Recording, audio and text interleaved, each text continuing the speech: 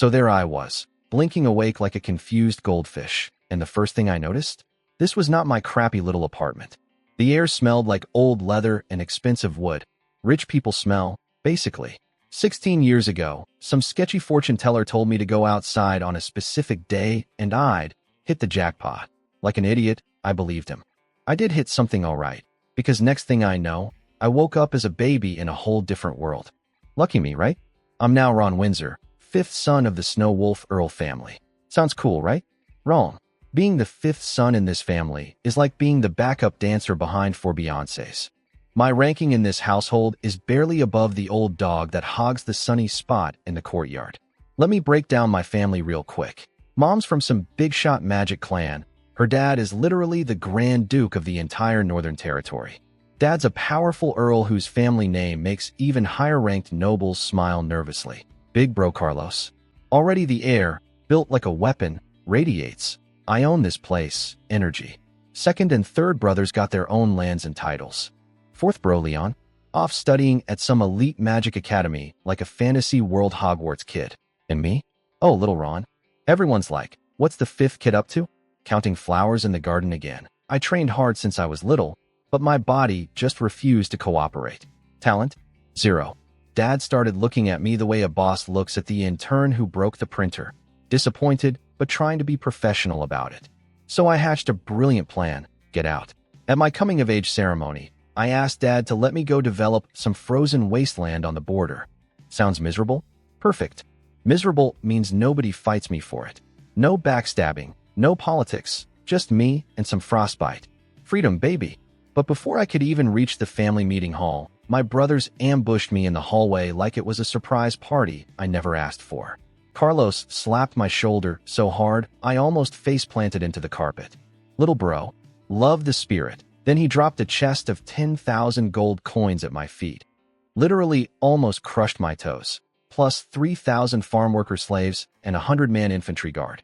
Just casually, like handing someone a sandwich. Before I could pick my jaw off the floor, second bro Vincent rolled up, all cold and sharp like a human icicle. He threw in 100 fully equipped cavalry soldiers and 10 bronze-rank knights. They answer only to you now, he said, like he was giving me the TV remote, not an entire military unit. Then third bro Fletcher, the family's grain baron, basically a walking Costco, waddled over and promised me enough food to feed 10,000 mouths for a year. Rice, rye, beans, jerky, the works. Not enough? Just holler. My warehouses go deeper than you think, he said, grinning like Santa Claus if Santa ran a logistics empire. I was already mentally short-circuiting when fourth bro Leon glided in like a silent ghost in his fancy wizard robes, all glowing runes and zero warmth. He shoved a crystal box into my hands containing 100 vials of ultra-rare healing potion called Frost Heal, stuff so expensive it could bankrupt minor nobles. If you run out, he said with all the emotion of a refrigerator, message me. Thanks, bro. Very warm. Literally freezing, actually. I'm standing there, brain melting, holding a fortune in potions, standing next to a chest of gold, with an army and a year's food supply, basically gift-wrapped for me. I came here expecting to rough it in the frozen wilderness like some kind of medieval survivalist. Instead, my brothers just handed me a small kingdom's worth of resources. This isn't frontier hardship. This is an armed luxury vacation. And then, heavy footsteps. The floor shaking. A massive figure storming down the hallway like an angry refrigerator in a gold-trimmed coat, face purple with rage, eyebrows practically vertical. Dad had arrived. So Dad finally showed up, and oh boy, he was mad. But not at me. At my brothers. See, the old man had spent half the night preparing a dramatic speech for my send-off, and these four knuckleheads stole every single line. The man was redder than a tomato in a sauna. You little punks. He roared so loud the tapestries on the walls were shaking. You stole my thunder. My own son is leaving to conquer the frontier, and I, his father, the Yahello, don't even get an opening line? Do I even exist in this family? Now, a smart person would have stayed quiet. But something possessed me. Maybe it was greed. Maybe it was stupidity. Probably both. Dad? I put on my most innocent puppy dog face. How about you just keep it simple? Maybe some startup cash? Gold coins. That popped his rage balloon instantly. His eyes went from murder mode to cautious hope. Finally, Something he could do. How much? He barked, puffing up his chest, ready to be the generous patriarch he'd rehearsed all night. Name your price. My son will not leave this house without proper 100,000. I said it before my brain could stop my mouth. Clean. Crisp. No hesitation. Like a kid asking for candy at the market, except the candy costs enough to fund an entire night regiment for a year. The hallway went dead silent. You could hear dust particles hitting the floor. The butler's eye was twitching like it had its own heartbeat. Dad froze mid-gesture. Arms still raised, mouth still open in that generous arc. But his eyes? His eyes said, "My son is trying to financially assassinate me." His face cycled through colors I didn't know human skin could produce. Purple. Gray. White. Back to purple. He looked like a broken traffic light. Before he could either explode or have a stroke, salvation. Or rather, destruction.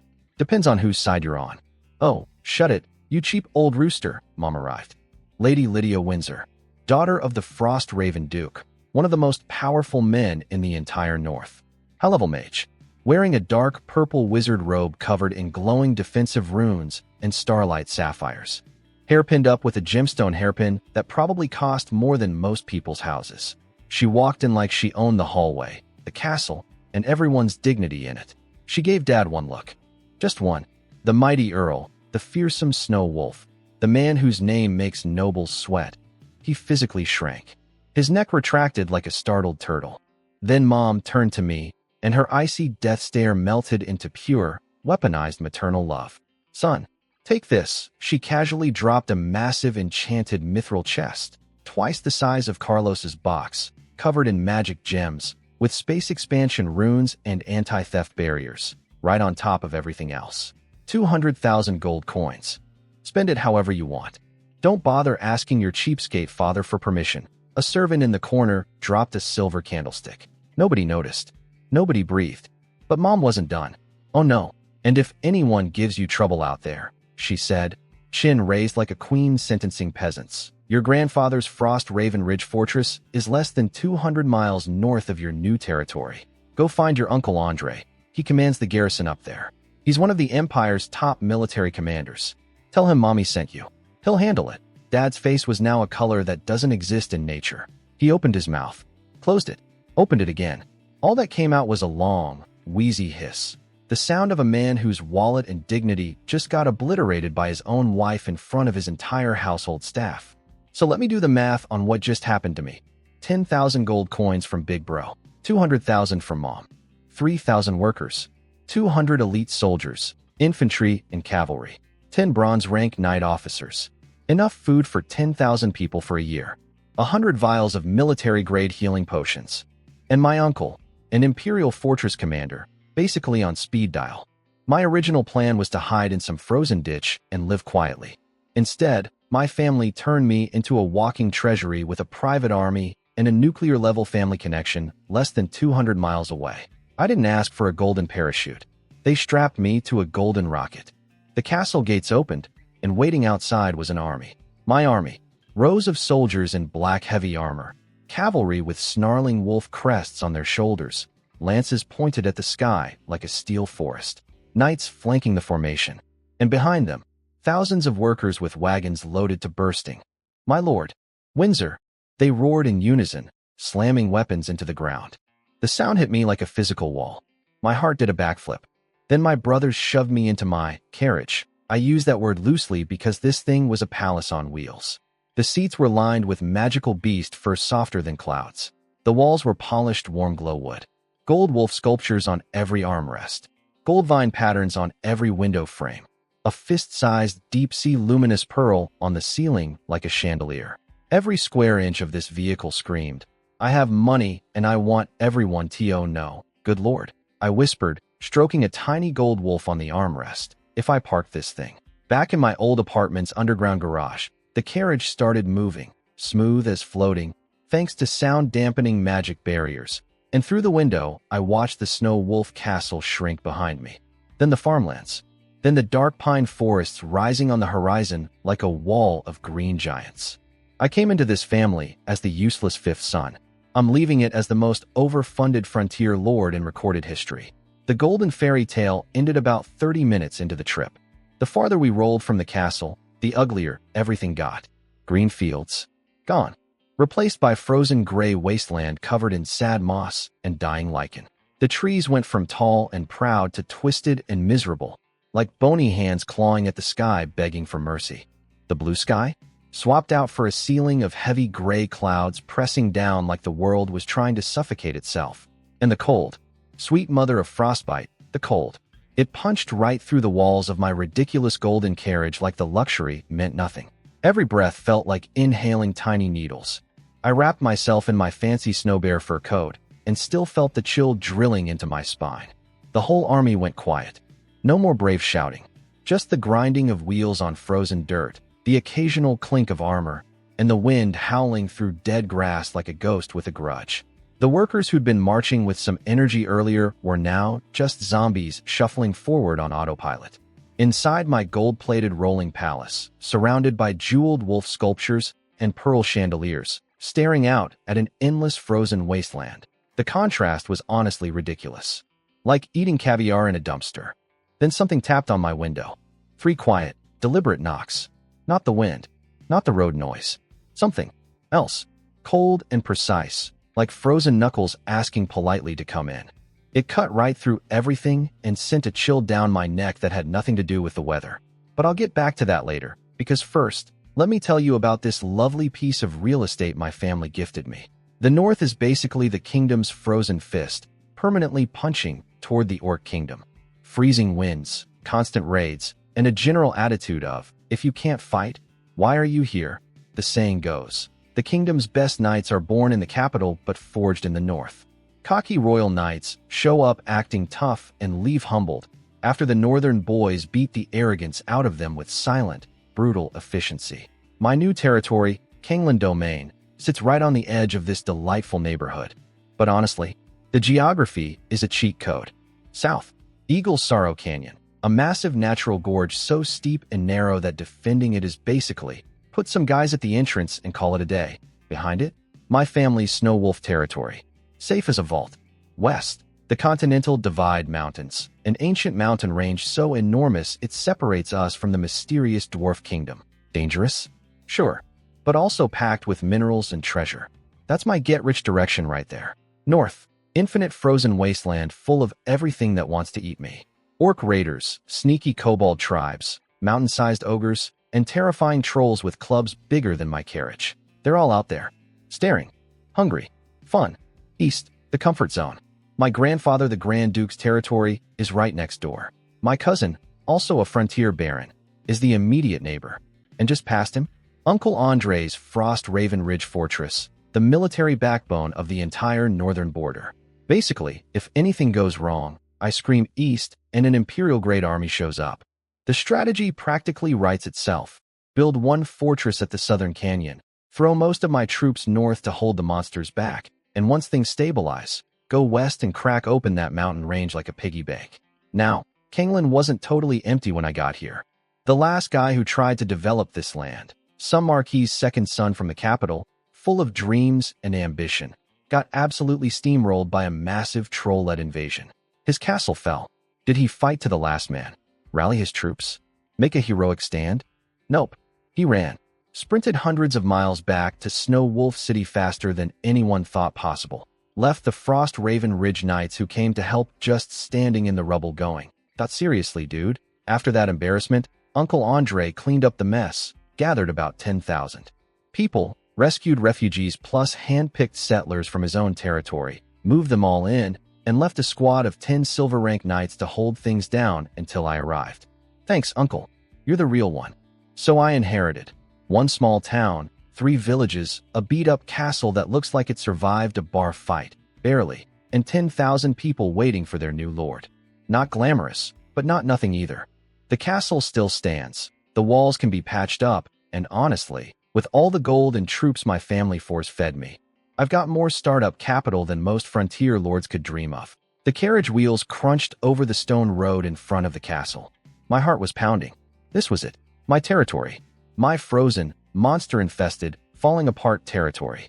And then, right as the carriage rolled into the castle's shadow, ding, a cold, mechanical sound exploded inside my skull like someone jammed a robot into my brain. Host has met activation conditions. Title granted. Territory acquired. System activated. Permissions initialized. Starter pack ×1. Delivered successfully. Every sound in the world just vanished, replaced by that voice in my head. I have a system now. A whole cheat code. Game menu. Starter pack dropping system. As if being an overfunded frontier lord with a private army and a war hero uncle on speed dial wasn't enough, now the universe itself decided to give me admin privileges. This frozen wasteland has no idea what's coming. The second my boots hit the castle courtyard, I went full boss mode. Not because I'm naturally commanding, but because there was a system screaming inside my skull, and I needed everyone to leave me alone so I could figure out what the heck it was. Stop the carriage. Head to the castle.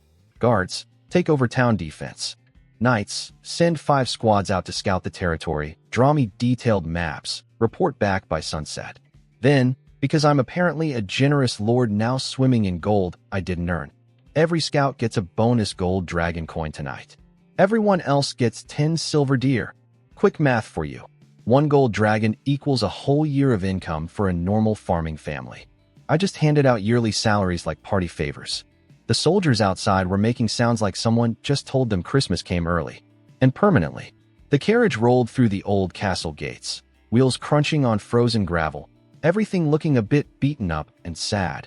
And I took a deep breath, ready to hop out and sprint to my room to investigate this system thing. That plan lasted about 3 seconds, because the 10 knights stationed in the courtyard, Uncle Andre's guys, suddenly moved. In perfect sync. Like robots. Heavy armor gleaming in the snow light. No words. Just 10 armored figures marching toward my carriage and slamming to one knee on the frozen stone like synchronized thunderbolts. Frost Knight Order. 1st Battalion. 3rd Company. 7th Squad. All present. Greetings to Lord Ron. My hand froze on the carriage door. The Frost Knight Order. The Frost Knight Order. Let me explain why my brain just blue-screened. The Frost Raven Grand Duke, my grandpa, commands 5 elite knight orders. The Frost Knights are one of them. They're on the same level as my dad's Snow Wolf family's 3 best knight orders. And before you think, well, if Snow Wolf has similar ones, how special can they be? Let me put this in perspective. There are 5 founding ducal families in the kingdom. They're the top dogs. Below them, you basically need royal blood and proven power to even become a marquis. My family, the Windsors, we're technically just ERLS. But we're the only Earl family in the kingdom's entire 1,000-year history that sits at the big kids' table with the dukes and the crown. We have 5 earldoms under our banner. We're basically dukes who never bothered updating the business card. So when I say the Frost Knights match our top 3 orders, that's not a low bar. That's the bar. Here's how scary these people are. Their minimum entry requirement, the absolute bottom rung, the regular foot soldier, is silver rank. That's 3 full tiers above my pathetic knight squire peak. A squad leader? Peak silver. A company captain?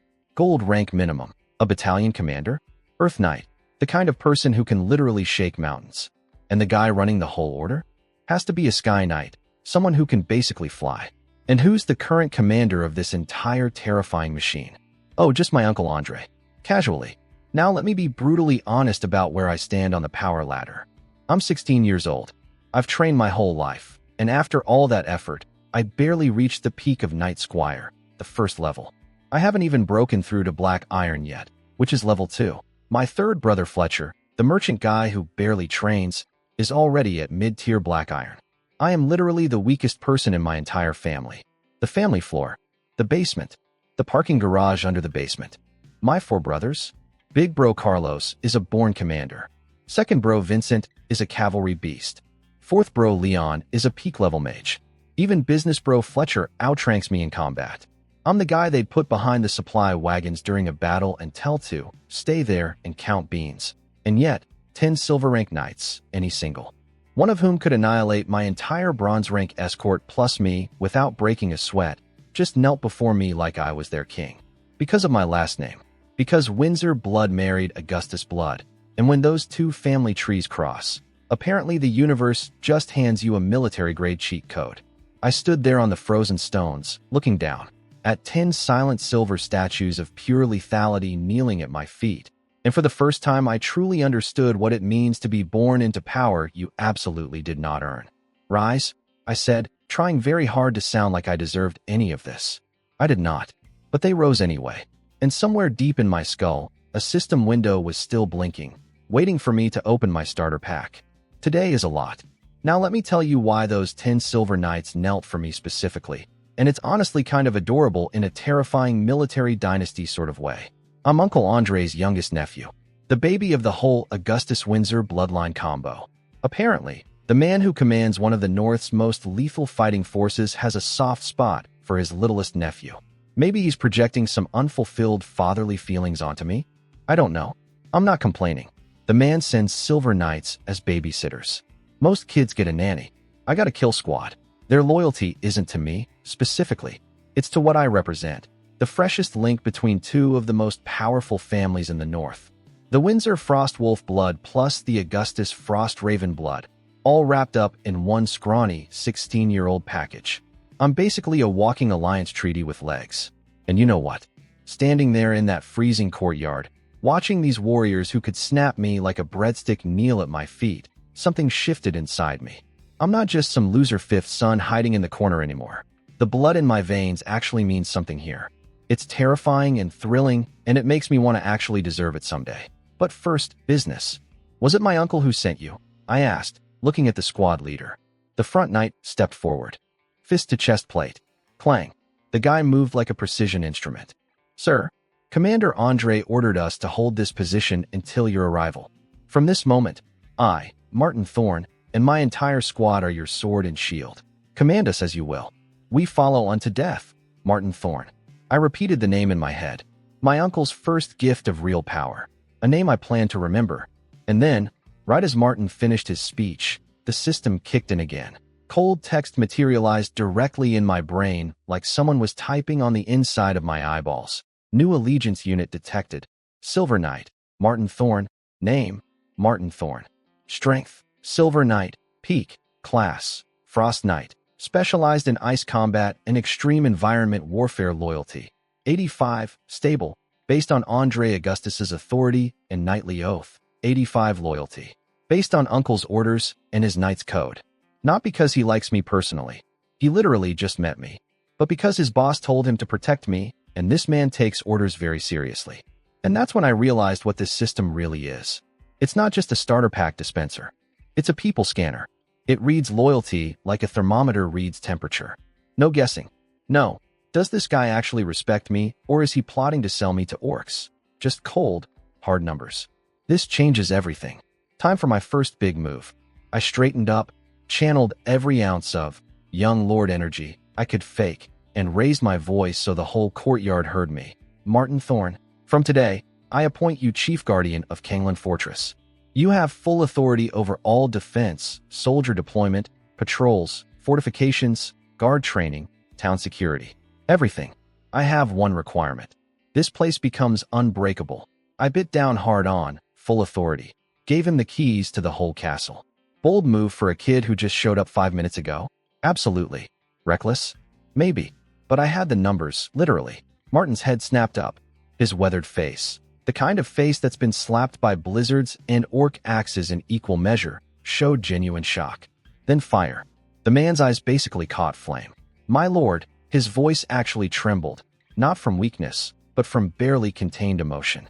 Martin Thorne swears to defend Kangland Fortress to the death. While I stand, the castle stands. If it falls, I fall with it. My life is yours. He slammed his fist into his chest plate. Boom. The 9 knights behind him roared in unison. Our lives for the Lord. And right on cue, ding. The system pinged again, cold and mechanical as ever.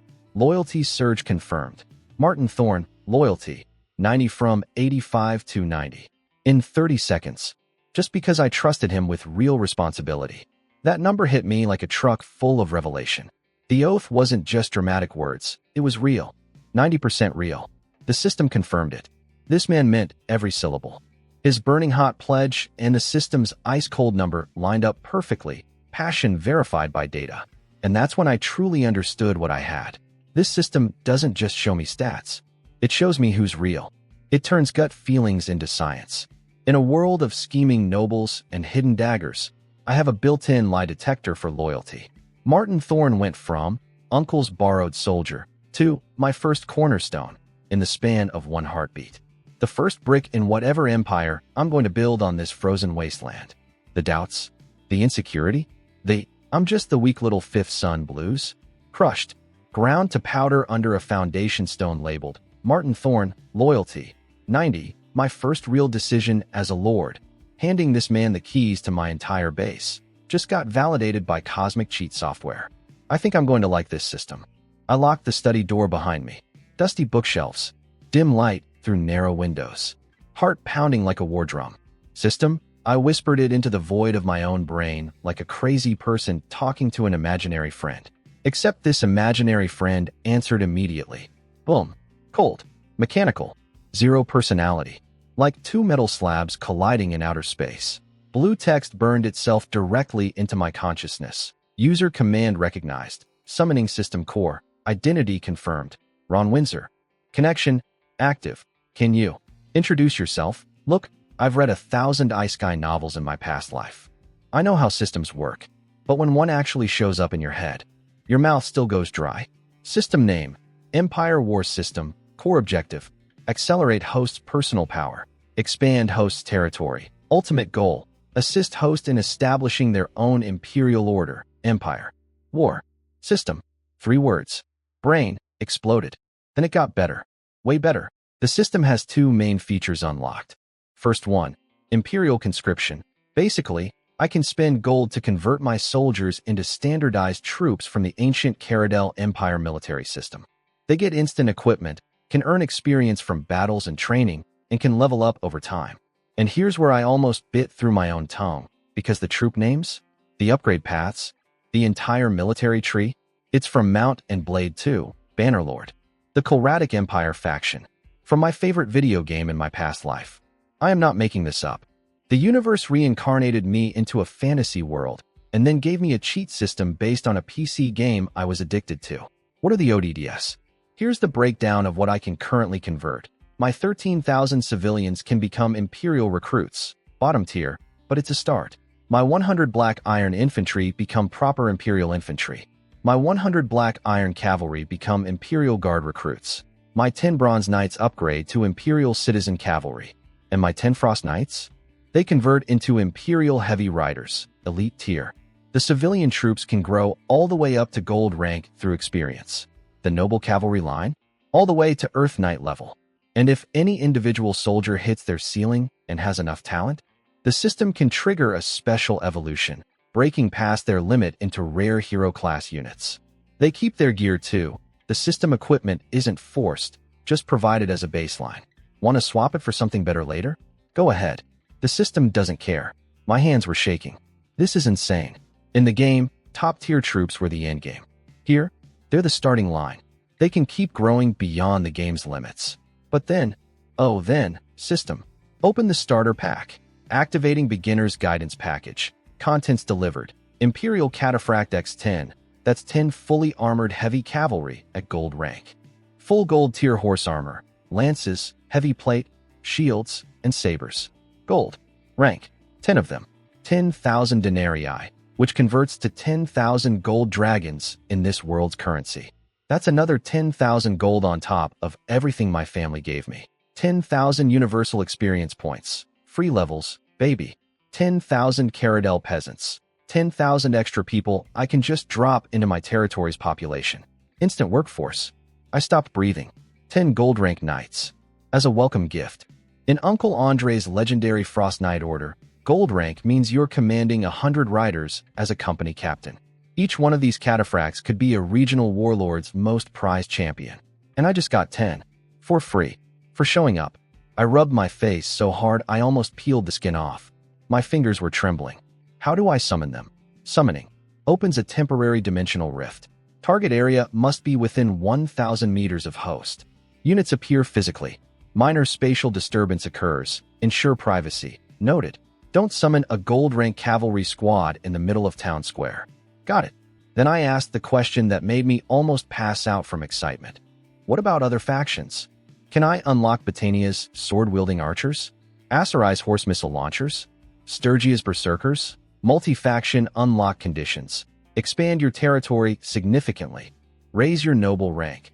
conquer, or deeply ally with different cultural regions. The greater the expansion, the deeper and broader the unlocked troop trees. Expand territory, raise my rank, conquer new lands. And in return, the system opens up more civilization tech trees, more troop types, more paths to power. Ha ha ha, I couldn't hold it in anymore.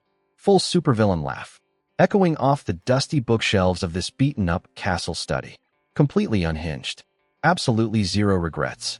This isn't just a cheat code. This is a roadmap. Expand, conquer, unlock, grow, all the way to building my own empire. The system basically handed me the instruction manual for world domination and said, good luck, have fun. 10 gold rank cataphracts standing by. 10,000 new citizens ready to deploy. A war chest that would make kings jealous. A loyalty scanner built into my brain. And an entire military evolution tree from my favorite video game made real. I came here planning to survive. Now I'm planning to rule. Okay, deep breath. Laughing over. Time to be a lord. First order of business. Get those cataphracts and 10,000 peasants out of the system and into reality. I focused on the snowy field about 900 meters from the castle gate and fired the mental command. System. Summon 10 Imperial cataphracts and 10,000 Caradel peasants to the open field outside the front gate. Coordinates locked. Summoning in 7 seconds. Spatial disturbance shielding. Active, 7 seconds. Cool. Meanwhile, Martin, the door opened so fast I'm pretty sure he'd been standing with his ear pressed against it. Full armor, fist to chest, instant salute. Master, awaiting your orders. First, stop calling me master.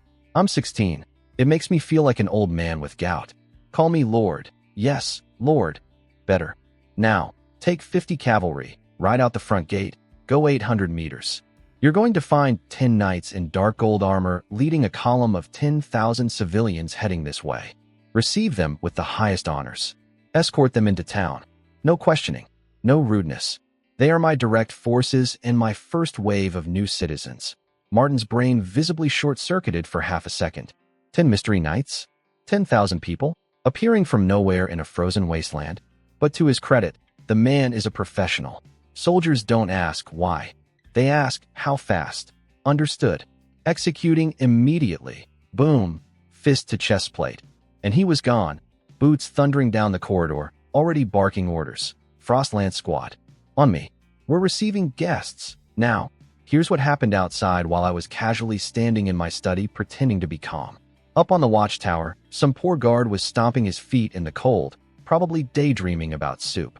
Then he looked out at the empty snowfield and, holy light above, the ground 900 meters out just opened. Like reality was a window, and someone threw a brick through it. Space folded, cracked, showed a flash of impossible darkness, and then slammed 10 objects onto the frozen earth so hard the vibration traveled up the castle walls. 10 riders, each one a walking apocalypse. Dark gold full-plate armor covering every inch of their bodies, thick enough to stop a cannon. Shoulder plates the size of small tables. Helmets shaped like snarling wolf heads with glowing ice blue eye slits that scan the castle like predators sizing up prey. Lances over 3 meters long, tips gleaming with, I will delete you, energy. Their horses were armored too. Massive war beasts snorting visible clouds of hot breath, hooves punching deep craters into the frozen dirt with every step. And behind them, a flood of humanity. 10,000 men, women, and children in simple clothes, carrying bundles, stretching nearly a kilometer across the snow. Just materialized, out of thin air, like the world's most dramatic magic trick. Every single soldier on the castle walls froze. Not from the cold, from pure, soul-crushing terror.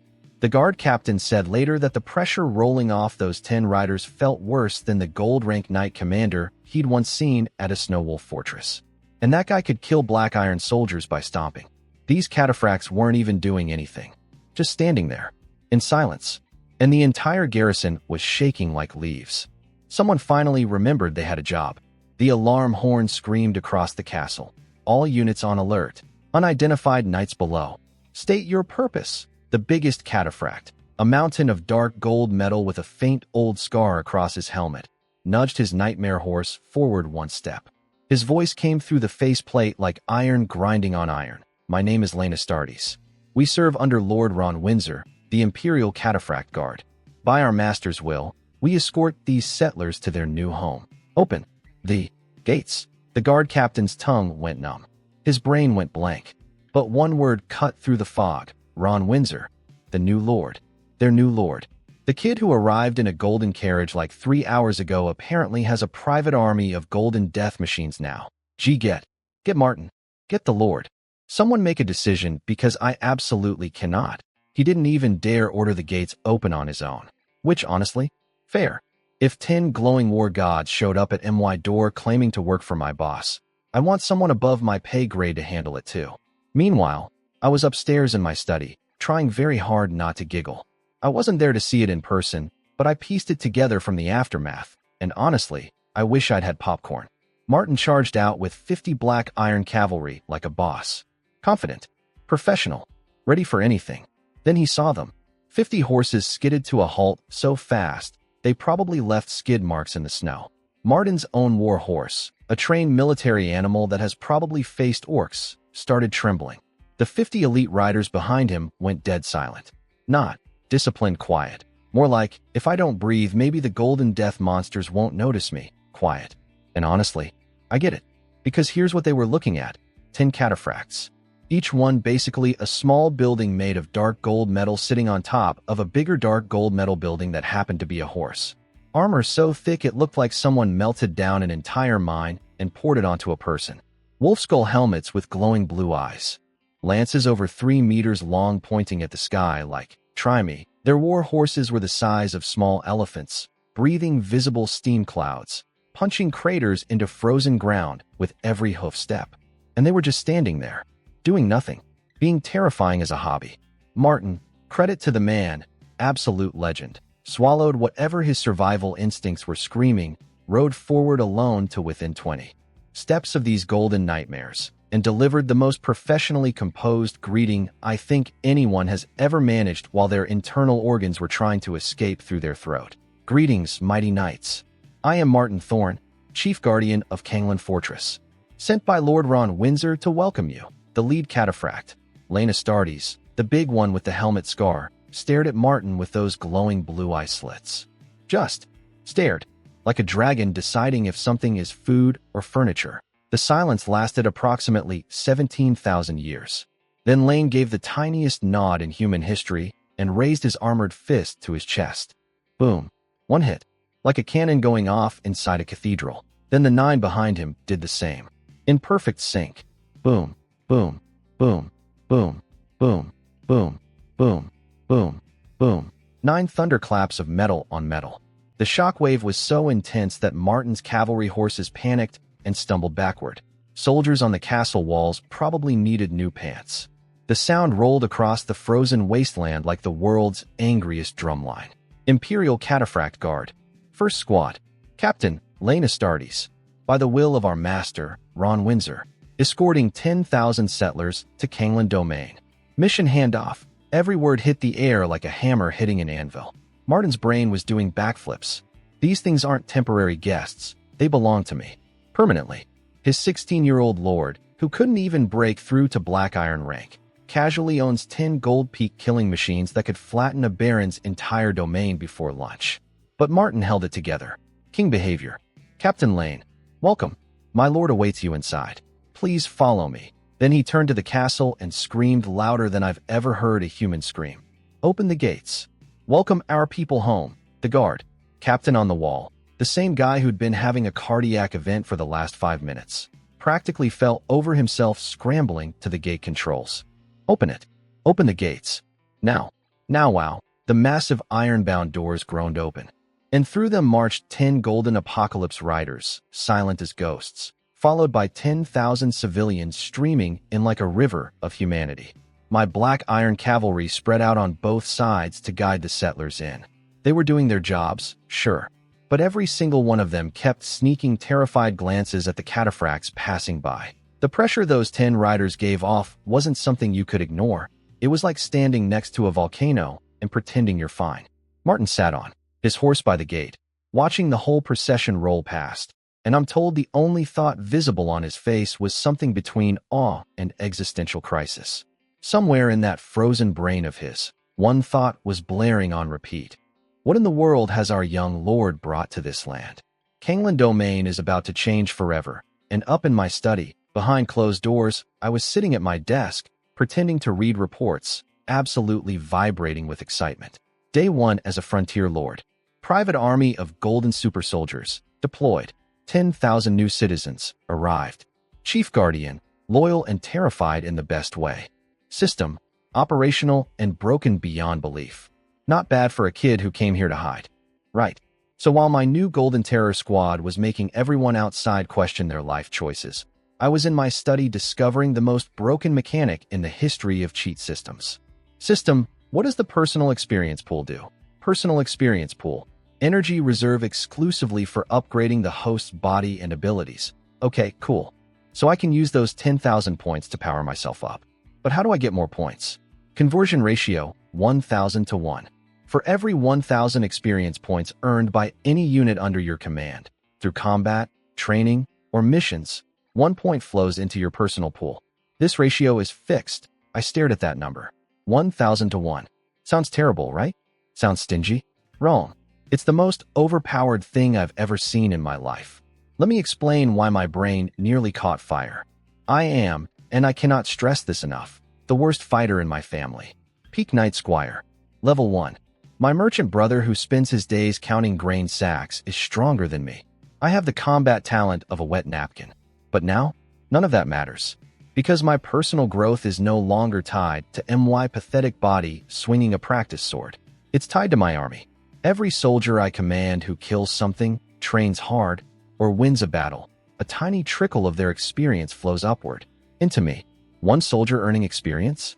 Barely a drop. 100 soldiers? A stream. 1,000 soldiers fighting a war. A river. 10,000. A flood. The weakest talent in the family. Doesn't matter when your leveling method is. Sit on a throne while 10,000 people grind experience for you. I don't need to be talented. I need to be a warlord. This isn't a knight's path. This isn't a mage's path. This is an emperor's path. Every single person who follows me becomes a battery feeding my power. The bigger my army, the faster I grow. The more wars I fight, the stronger I become. It's a snowball rolling downhill into an avalanche. And how exactly do my soldiers earn experience? Primary source: war, killing, or defeating enemy combatants. Note, difficulty matters. Crushing weak enemies gives minimal returns. Hard-fought victories against strong foes yield significantly more. War. Of course it's war. The system literally wants me to pick fights. Not easy fights either. The harder and bloodier the battle, the bigger the payout. Steamrolling weaklings gives crumbs. Fighting something that could actually kill my soldiers? Jackpot. And wouldn't you know it, I happen to live on a frozen border crawling with orc raiders, kobold tribes, ogres, and trolls who would love nothing more than to test my army's limits. How convenient. I looked at my 10,000 experience points glowing in the pool. Then I looked north, toward the endless frozen wasteland full of monsters. This frontier isn't a punishment anymore. It's an all-you-can-eat buffet. A knock at the door snapped me back to reality. Martin brought Lane Astartes in. The two of them stood in front of my desk, Silver Knight and Gold Rank Cataphract, fists to chest plates. My lord, time to organize this circus. I turned to Martin first. Tomorrow, you reorganize. 100 Black Iron Infantry, yours. 100 Black Iron Cavalry, also yours. Plus 300 fresh recruits from the new settlers. 500 soldiers total. I'm naming this Force the Rether Guard. It's the shield that protects our town and holds our choke points. You command it. Martin shot out of his chair like someone electrocuted him. 500 troops. Infantry and cavalry. That's not a guard detail. That's a small army with his name on it. My lord, his voice cracked with emotion. Fist to chest. Boom. I swear on my blood. I will forge this shield. While I breathe, the city stands. If it falls, I fall with it. Sit down, Martin. You're going to dent your armor. Then I turned to Lane. The room temperature dropped about 10 degrees just from making eye contact with that glowing blue visor.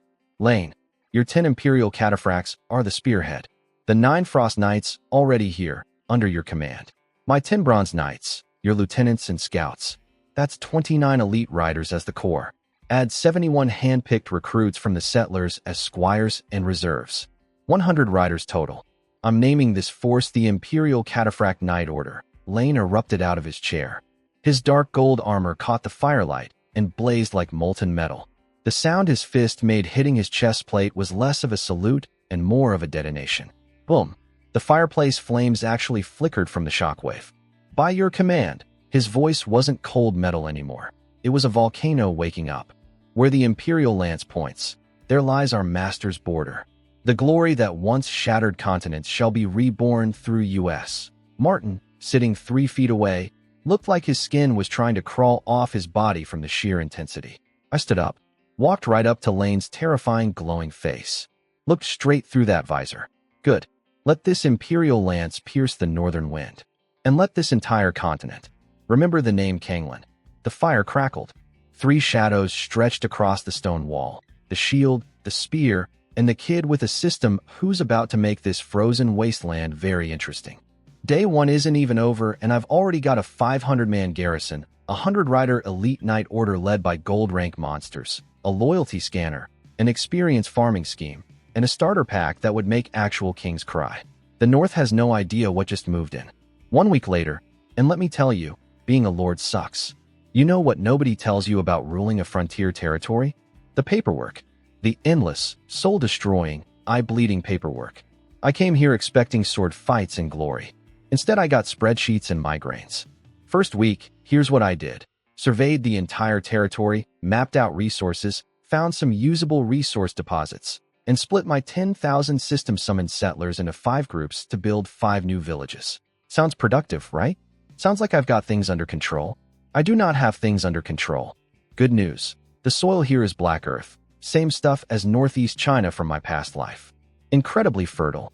Could rival the farmlands down south if managed properly. Bad news. My farming knowledge consists entirely of random things my parents and grandparents mentioned at dinner. I'm running 20,000 people's food supply on half-remembered family small talk. With the family's food supply and my new population, I've got over 20,000 mouths to feed. Soldiers eat way more than normal people, by the way. So I threw farming precision out the window and assigned every available person 40 acres each. Figure it out was basically my agricultural policy. The previous lord had already cleared some farmland, but nowhere near enough for my bloated population. Plus, my expansion direction is toward the western mountains, which means my settlers are chopping trees and plowing fields at the same time and building new villages. After an entire week of 10,000 people working themselves ragged, we managed to clear 40,000 acres. Sounds impressive until you realize that's 10,000 people working for 7 days straight. The math is depressing. Meanwhile, military spending was eating me alive. I converted the Rether Guard into system troops. The 300 fresh recruits became level 1 Imperial recruits. The Black Iron soldiers upgraded to level 2 Imperial infantry. Simple enough. But here's where the system decided to personally attack my wallet. Level 1 recruitment cost? 10 gold dragons per soldier. Level 2? 15 each. The Rether Guard alone cost me 5,500 gold dragons. I could physically feel my money evaporating. Oh, and fun surprise, the system's troop tree doesn't have a civilian cavalry upgrade path. Only noble bloodline troops can become cavalry. So I had to yank my 100 Black Iron Riders out of the Rether Guard and shove them into the Knight Order instead, bumping it up to 150 riders. The Knight Order recruitment? 3,500 more gold dragons. Because every single recruit needs to be at least Knight Squire level before the system will even touch them. My gold reserves were hemorrhaging like a broken fire hydrant. I watched the numbers drop and felt my soul leave my body in installments. The one silver lining. The system-issued gear for low-level troops is absolute garbage. We're talking cotton armor with barely any iron in it. The kind of stuff my family gives to village militias to fight off raccoons. So I can sell that junk for about 2 gold dragons per set, which claws back a tiny fraction of my spending. And my territory actually has decent mines, 3 level 1 iron deposits, 1 level 2 refined iron deposit, and 1 level 3 cold iron mine. My family's blacksmiths can forge much better equipment than the system's starter trash. So the plan is, custom gear for anyone below level 3, system gear for level 3 and above where it actually gets good. Smart, right? Efficient? I thought so too, until I looked at the total bill. 9,000 gold dragons. Gone. In 1 week. On military recruitment alone. Not counting blacksmith costs, building materials, food consumption, or the 17 settler disputes I had to personally mediate Because apparently, when you cram 20,000 strangers together on frozen dirt, people get cranky. But you know what? Even with the bleeding wallet, this system is still a bargain. Training 10 gold rank knights and 9 silver rank knights from scratch through normal methods? You couldn't do it for 10,000 gold. You probably couldn't do it for 100,000 gold. You'd need decades and a miracle. I got them in a week for less than the price of a mid-tier noble estate. So yeah, my bank account is crying, but my brain knows it's worth it. Day 7. Morning. Sunlight through the window, hitting a mountain of scrolls piled on my desk. My eyes were so bloodshot they looked like road maps. I'd been up all night crunching numbers, and every single report was bad news in a different font. Spring planting, 35% behind schedule. New settler disputes, 17 unresolved cases. Blacksmith workshop, cold iron tempering failed. Again, I snapped my quill pen in half. Ink splattered across the desk like a crime scene. Screw this lord life. I stared out the window at the western mountains, full of untapped mineral wealth and unknown dangers, and wondered if the previous lord who ran away screaming had the right idea after all. No, he didn't, because he didn't have a system, or golden cataphracts, or an uncle with a fortress nearby. He was just some marquis's fail son with dreams too big for his spine. I'm a different kind of fail son. The kind with a cheat code and anger management issues. The steward tiptoed in. My lord, dinner is ready. I waved him off. My eyes stayed locked on those mountains. Somewhere in there, buried under rock and ice, is enough mineral wealth to fund everything I need. I just have to survive long enough to dig it out. Day 7, and I'm already broke, exhausted, furious, and running on spite. This is fine. Everything is fine. I kicked my chair across the room. Ink everywhere. Expensive rug. Ruined. My mental state. Also ruined. You want to know what my glorious ice sky life looks like after 1 week? No beautiful women throwing themselves at me. No legendary generals pledging their swords. Just paperwork. Infinite paperwork. Farmer disputes about water ditches. Supply calculations. Failed metalworking reports. I escaped the 996 corporate grind of my past life only to become a medieval middle manager. I wanted swords and glory, not irrigation arguments. I was literally mid-tantrum, calculating how to trick my dad into sending me some administrative officials when Martin walked in fresh from a scouting mission. Snow on his armor, ice in his eyebrows, bad news on his face. He dropped a leather map on my desk. Red marks everywhere, like the territory had chicken pox. 7 goblin nests, about 200 per nest, fond of throwing rocks and setting traps. 5 kobold clans, tunnel-digging night creatures. Annoying, but manageable. Then Martin's finger stabbed the northwest corner of the map like he was trying to murder it. 20 adult trolls. Each one fights at Bronze Knight level. They've enslaved kobolds as minions. Enough for a small war. Trolls. Great. But honestly, Lane's gold rank cataphracts could handle trolls before breakfast. Problem solvable. Next. Then Martin flipped to the second map, and my stomach dropped through the floor. Orcs. I shot up so fast my desk groaned. There it was, an axe symbol painted in actual beast blood on the eastern section. Nearly 100 warriors. All above apprentice level. At least 5 silver rank orc champions. And Martin swallowed hard. We found traces of a shaman altar. The room went cold. Shaman altar means totem magic. Battlefield healing. And most terrifyingly, it probably means their chief is gold rank. Maybe the shaman too. 2 gold rank orcs running around my territory? Without proper defenses, they could wipe out every village except the ones close to town. 1 bad night, and I'm back to 0.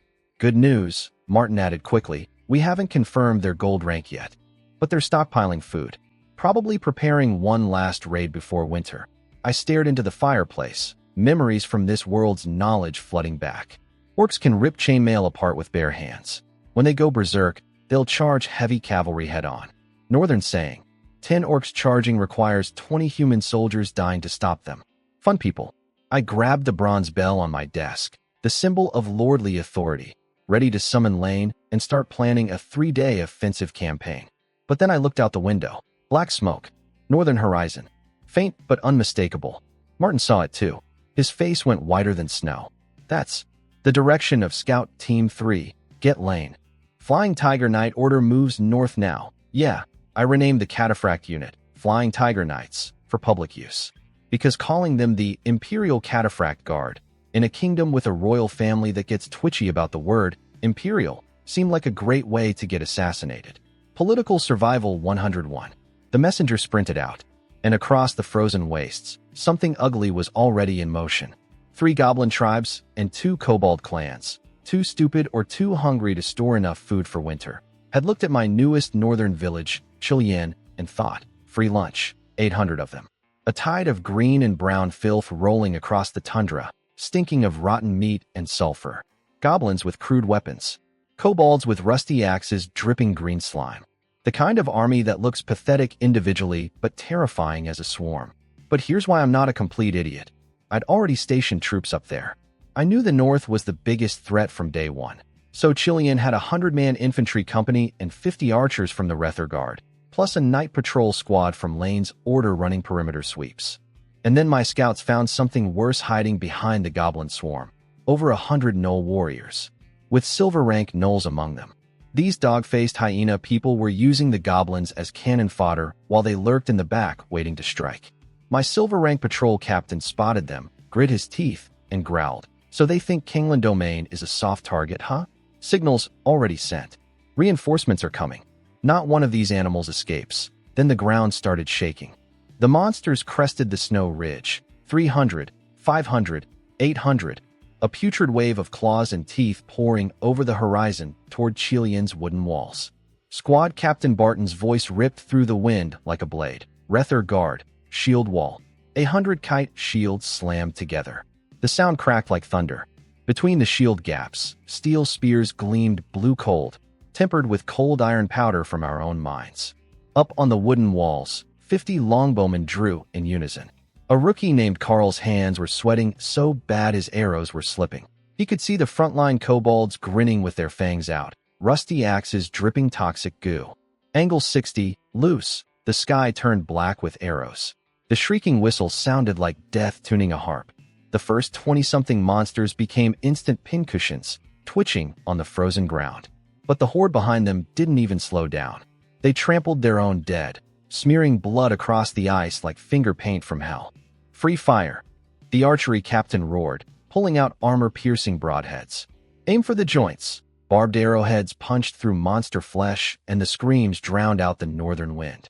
70 meters out, close enough to see their rotting skin. Barton's sword chopped downward, advanced 3 steps, spear wall ready, my first real battle. And I wasn't even there yet. But my soldiers were, and they were holding the line. I wasn't at the battle, but my soldiers told me everything afterward, and honestly, it sounded like the most metal thing that's ever happened on frozen dirt. So picture this. 800 monsters, goblins, kobolds, gnolls, smashing into my Rether Guard shield wall at Chilian Village. My boys locked shields, planted spears, and held the line like absolute champions. First wave, goblins charged. Captain Barton screamed, javelins, and 400 steel rods turned the sky into a blender. The front row of monsters got pinned to the frozen ground like ugly green butterflies. The magic tide stalled for exactly 1 breath. Then the gnolls hit from the side. 100 hyena-faced nightmares sprinting on all fours, claws ripping trenches in the ice, slamming into the shield wall like a furry freight train. Boom. Blood mist. Bone fragments. 3 frontline soldiers got launched backward, but the second row stepped up instantly, spears punching through gaps like snake tongues. Third row already stabbing into the next opening. Snow wolf devours. My soldiers roared, drenched in monster blood, still pushing forward. The shields held. Barely. My blacksmith's cold iron steel was the only reason. Goblin poison arrows ate holes in the metal, but couldn't punch through. Gnoll claws scraped across breastplates throwing sparks, but couldn't crack them. Without that armor, my men would have been shredded. But the grind was taking its toll. Rookie Carl's arms were shaking so bad, he could barely lift his shield. Sweat froze into ice crystals, eye in his eyes. The guy next to him took 3 poison arrows through his shoulder gap, snapped off the shafts with one hand, and kept fighting, blood freezing into a red ice shell on his left side, slowly dragging him sideways. The right flank cracked. 3 layered shields splintered from repeated impacts. Gnolls jammed claws into armor joints. One soldier got his shin guard bitten through, poison sizzling his flesh, and he was still mechanically swinging his sword, boots frozen half a foot deep in bloody ice. Then the silver rank Gnoll chief stood up on its hind legs. Tribal tattoos on its chest glowed blood red. Every bone in its body started popping like firecrackers. Ice magic swirled around it. It turned into a living blizzard torpedo and launched itself at the shield wall, freezing the ground into razor-sharp ice spikes as it charged. The watchtower screamed, "Bone Ripper is going berserk. Too late. Way too late." My shield wall was about to break. Carl was about to die. Barton's voice was literally bleeding from shouting orders. The goblins behind the knolls saw weakness and surged forward, drums pounding, green eyes glowing with hunger. This was it. The tipping point. One more hit, and tap, tap, tap. A sound. Quiet at first, like someone knocking on a frozen lake. Then louder, faster. The ground started vibrating. Snow jumped off the battlefield like popcorn. The goblin shaman's bone staff cracked in half spontaneously. Hooves. It's the Night Order. The old shaman's voice broke into a shriek. Every monster on the field turned around. On the horizon, 10 suns. Except they weren't suns. They were my cataphracts. Their dark gold armor catching the light and blazing like molten stars tearing across the snowfield. 10 human fortresses riding 2-meter-tall dragon blood warhorses wrapped in cold iron plate armor. 6-meter lances pointed at the sky, tips trailing golden battle aura like comet tails. The horses' face guards were spewing frost steam from their breathing holes. The ground cracked under their hooves. The silver-rank Knoll chief looked up, mid-berserk, and whimpered. Actually whimpered. Because those golden flames wrapping around each cataphract weren't just for show. They condensed into the shapes of winged tigers. Translucent golden war spirits with molten eyes and blade wings spreading wide. That's a technique only gold-rank knights can pull off, reshaping battle aura into ancient war soul projections. And behind those 10 golden apocalypse riders, 100 more heavy cavalry in full cold iron plate, steam rising from their armor joints, 3-meter lances lowering in unison. 100 spiral shockwaves tore through the snow and merged above the battlefield into a massive phantom, a colossal winged tiger totem covering the entire sky. Lane Astartes flipped open his dark gold visor. His war cry hit the battlefield like a physical force. With strength, we shake the world. 10 lance tips simultaneously punched the air so hard it created visible sonic cones of compressed white mist. The sound barrier was crying. Wings of the tiger. 100 voices fused into a solid wall of sound. The phantom tiger above spread its wings. The entire cavalry formation tripled in speed. Hooves stopped being hooves and became the drumbeat of the apocalypse. The frozen plain split open behind them. 800 monsters had spent the last 20 minutes thinking they were the predators. They had about 3 seconds to realize they were actually the prey. Let me tell you what my cataphracts did to 800 monsters. And I apologize in advance because this is going to sound like I'm making it up. I'm not. The silver-rank Knoll chief, the one going berserk, covered in ice armor, about to bite rookie Carl's throat out, had exactly 0 seconds to celebrate. Because Lane's dragon steel lance hit it at the speed of goodbye, the air compressed at the lance tip past its breaking point. A visible shockwave cone exploded outward. The Knoll chief's frozen body shattered like a glass sculpture hit by a wrecking ball. Starting from the head, piece by piece, the ice fragments vaporized in Lane's golden aura before they could even hit the ground. The thing didn't get to scream. The sonic boom ate the scream. Then the 100 riders behind Lane hit the monster horde in a wedge formation. I don't know how to describe what happened next except, imagine a lawnmower the size of a building driving through a field of ugly, screaming watermelons. The frontline goblins got ground into the ice. Literally pressed into the frozen earth by iron hooves like fruit pulp on a cutting board, green juice spraying outward in star patterns. A Knoll commander screamed, used the bodies as a wall, and shoved his own troops forward. 3 bear goblins raised wooden shields. The lance shockwaves shredded the shields before contact. 1 lance skewered all 3 goblins in a row like a kebab. The rider flicked his wrist and flung 3 corpses into the air, bowling over an entire line of kobold archers. The goblin shaman went insane, shrieking, "Shoot them! Shoot them!" A dozen poison arrows flew at Lane's face. They stopped in midair. Just hung there, vibrating in his golden aura field. Then Lane casually waved his hand, and the arrows reversed direction at triple speed. The shaman got pinned to a dead tree by 7 of his own arrows. The shafts were still buzzing when he died. When the cavalry turned around for a second pass, the battlefield went silent.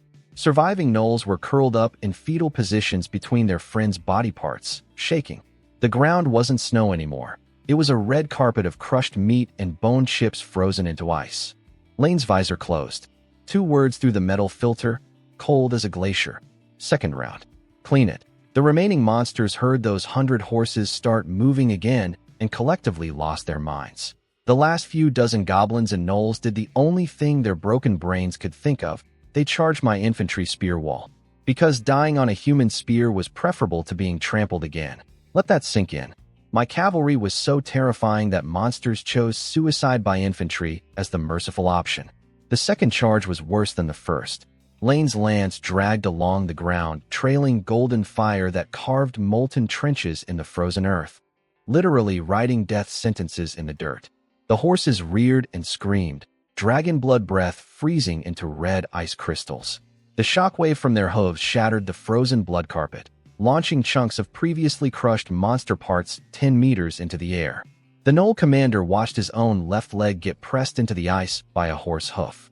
The compression wave from the impact turned his upper body into scattered pieces. A flying kidney bounced off a rider's armor, froze solid, and pinged away like a marble. The sonic boom from the charge reached the infantry line before the cavalry did.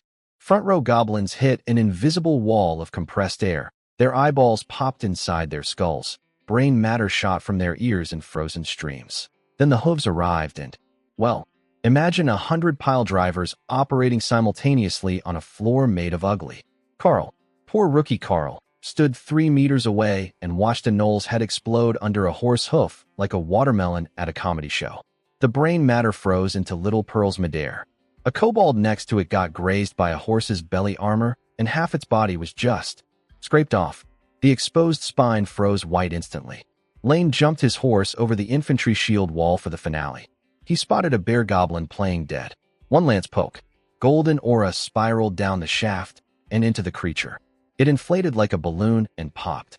The meat chunks were still airborne when the aura shockwave turned them into blood mist, which then froze into fine red snow that gently drifted down like the world's most disturbing Christmas decoration.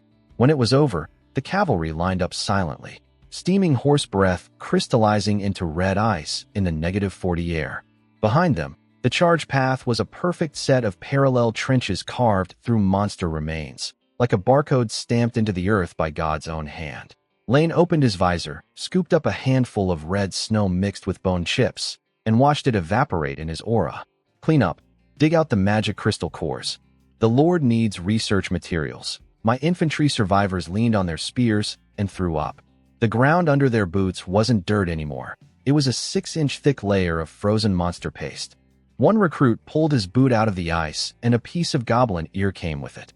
On a distant snow hill, a few kobolds that escaped were frantically digging holes to hide in. When they saw the cavalry glance their direction, they jumped into their own holes and ripped their own throats out rather than risk hearing those hooves again. My cavalry broke their will to live. That's not a military victory. That's psychological extinction. After the battle, Captain Barton handled the wounded like a pro. Light injuries to the village doctor. Serious cases got Leon's healing potions that my brother gave me before departure. Every surviving soldier was precious, future veterans who'd train the next wave of recruits. Then Barton ran up to Lane and saluted so hard, he almost dislocated his shoulder. Rether Guard. First Company. Captain Barton. Salutes you. Lane nodded respectfully. Flying Tiger Night Order. Lane. Well fought. All of you. For the Lord. Barton screamed with the fire of a man who'd found religion. And honestly, he kind of had. See, Barton used to be a peak black iron warrior, stuck at a ceiling he couldn't break through. Then I converted him through the system into an Imperial soldier, and after daily training accumulated enough experience, I spent 25 gold dragons to upgrade him to level 3 Imperial veteran infantry. His strength instantly broke through to bronze rank. A wall he'd been banging his head against for years shattered in one afternoon because his lord pressed a metaphorical button. That man would now walk into a volcano for me. And once the rest of my soldiers saw what happened to Barton, that following me meant guaranteed advancement past their natural limits. Every single one of them became a true believer. I didn't just win a battle today. I created a cult. A very well-armed, fanatically loyal cult. And I am completely okay with that. Back in my study, Lane reported the battle results. I was not in a good mood. So let me get this straight, I said, voice cold enough to freeze the fireplace. I haven't even gone looking for trouble yet. And these creatures come knocking on my door? Do they think I'm that last loser who dropped his territory and ran? Lane dropped to one knee, eyes blazing. My lord, based on Martin's intelligence, everything north of us except the troll tribe and the orc tribe is small fry now. Give me 10 days.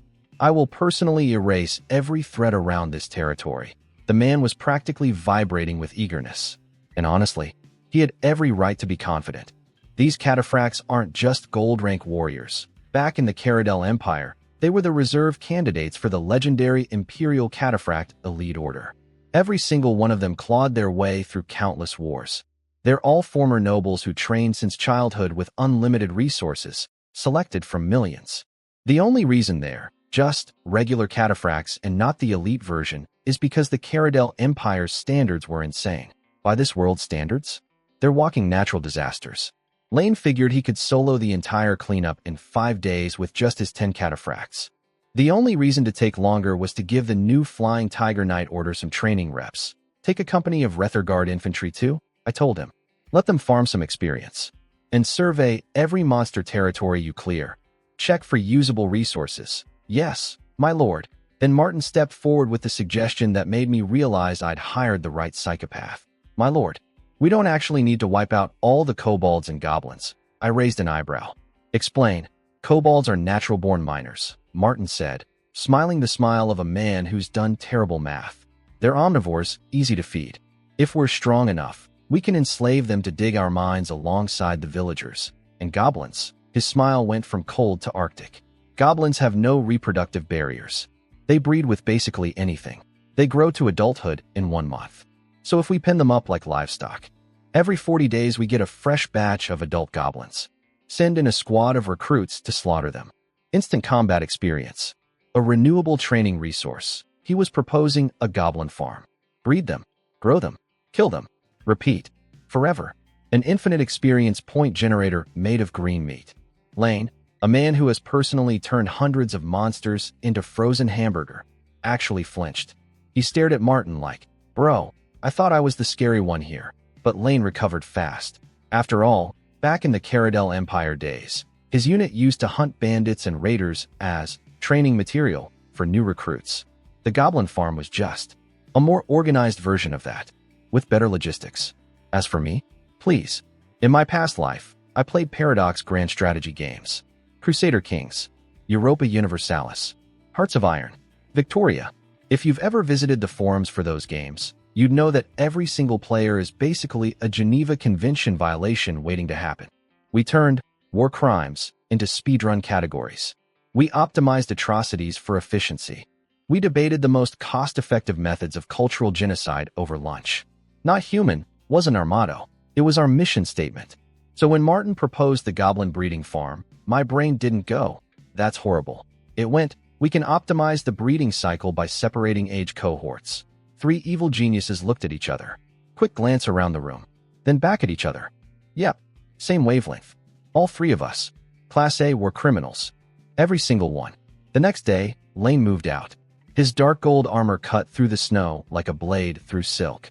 The Flying Tiger Knight Order materialized from the tree line behind him. 150 riders in cold iron and red forge plate, weapons gleaming in the dim winter light. They stopped 500 meters from the troll nest. Lane's jaw clenched as he studied the dense forest ahead. Rether guard status. 5 minutes out, Commander. 5 minutes of silence. Just wind and nervous horse breath. Lane's eyes never left the tree line. All units. 5-minute rest. Arrows knocked. Swords half-drawn. The moment our infantry brothers arrive, his voice turned to frozen steel. We go in. And we flatten those animals. Yes, Commander. One more thing. A tiny pause. A calculation behind those ice-blue eyes. If any kobolds surrender, tie them up. Hand them to the Rether Guard for processing. The Goblin Farm was already in motion. But first, 20 trolls needed to become very, very dead. 5 minutes later, the Rether Guard's infantry column arrived. No dramatic speeches. No hesitation. They flowed into position behind the cavalry like a steel tide, shields slamming into frozen dirt, spear walls angling forward, sealing every possible escape route into an airtight kill box. Somewhere in that forest, 20 trolls were eating their last meal. They just didn't know it yet. One day later, Lane kicked down the troll nest's front door. And by front door, I mean the entire camp.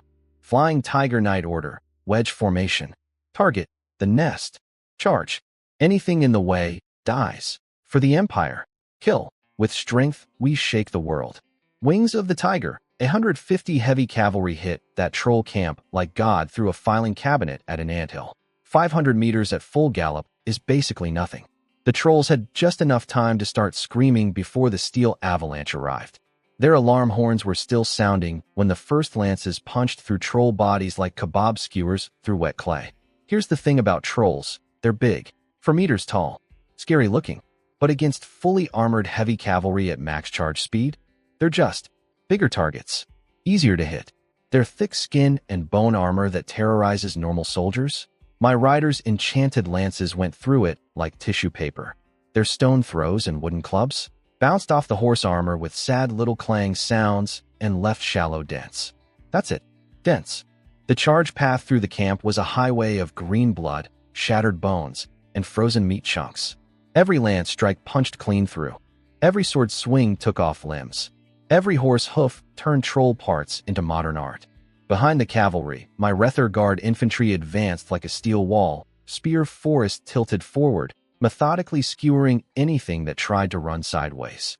The kobold slaves in the camp threw down their weapons so fast, they probably set a world record, flopping face down in the snow like terrified pancakes. Then the big one showed up. A roar so loud it shook the ground. A crude shelter exploded outward. And out stomped a 4-meter monster covered in dark golden armor like scales, tusks like curved horse-chopping sabers, eyes burning pure red rage. Gold rank troll chieftain. The pressure coming off this thing made the air feel thick. It was like standing near a furnace made of pure hatred. It ripped a support beam from a collapsed building, a log as thick as a human body, and swung it at Lane like a baseball bat the size of a telephone pole. The wind from the swing alone could have knocked a normal person over. The beam screamed through the air straight at Lane's head. Now, a lesser knight might have panicked, might have tried to dodge, might have soiled their armor. Lane didn't even blink. Cover, one word. Calm. Precise. His left flank bodyguard instantly understood. This knight carried a massive tower shield covered in imperial rune engravings. He poured every ounce of strength into it. The runes lit up with a stable energy coating, and he yanked his horse sideways to angle the shield perfectly between Lane and the incoming telephone pole. Boom crash. Energy discharge and splintering would detonate it simultaneously. The bodyguard's horse shrieked and slid backward, iron hooves carving deep trenches in the snow. The shield cracked, deep fractures webbing across the runes, but it held. Wood splinters exploded everywhere like shrapnel. And in that microsecond, the troll chief's body locked up from the recoil of its own swing. Right side. Lane's other bodyguard had been waiting for exactly this moment. No lance. Instead, a two-handed armor-piercing warhammer. The kind of weapon designed for one purpose, breaking things that don't want to break. The troll's weight shifted. Its guard dropped for a heartbeat. The hammer knight charged forward, horse adding momentum, and swung the hammer upward into the back of the troll chief's knee, the one spot where the armored scales were thinnest. Crack. That sound. You know the sound of snapping a thick tree branch. Like that, but wetter. And louder. And attached to a screaming 4-meter monster. The gold rank troll chief staggered. Pure agony and rage. Its red eyes locked onto the hammer knight, claws swinging wildly. But the knee shot was never the kill move. It was the setup. Because Lane had been waiting. Coiled like a spring behind his two bodyguards. Not flashy. Not dramatic. Just patient. Precise. A predator timing the perfect strike. The instant the troll stumbled forward from its wounded leg, the instant its throat opened up because it was roaring in pain and fury, Lane moved. His weapon wasn't a fancy longsword. It was an Imperial Cataphract standard-issue armor-piercing estoc, a heavy thrusting sword specifically designed to punch through the thickest defenses. No slashing. No spinning. Just a needle the size of a man's arm built to find gaps and go through. Lane squeezed his horse forward half a step. The warhorse lunged like it read his mind. Cold light flashed. Fast as a snake strike. The estoc shot forward with the combined force of rider and horse, aimed with millimeter precision at one tiny spot, right below the troll chief's howling throat, where the armored scales met the softer skin underneath. A gap you'd need a magnifying glass to find. A weakness that existed for maybe half a second while the creature was mid-scream.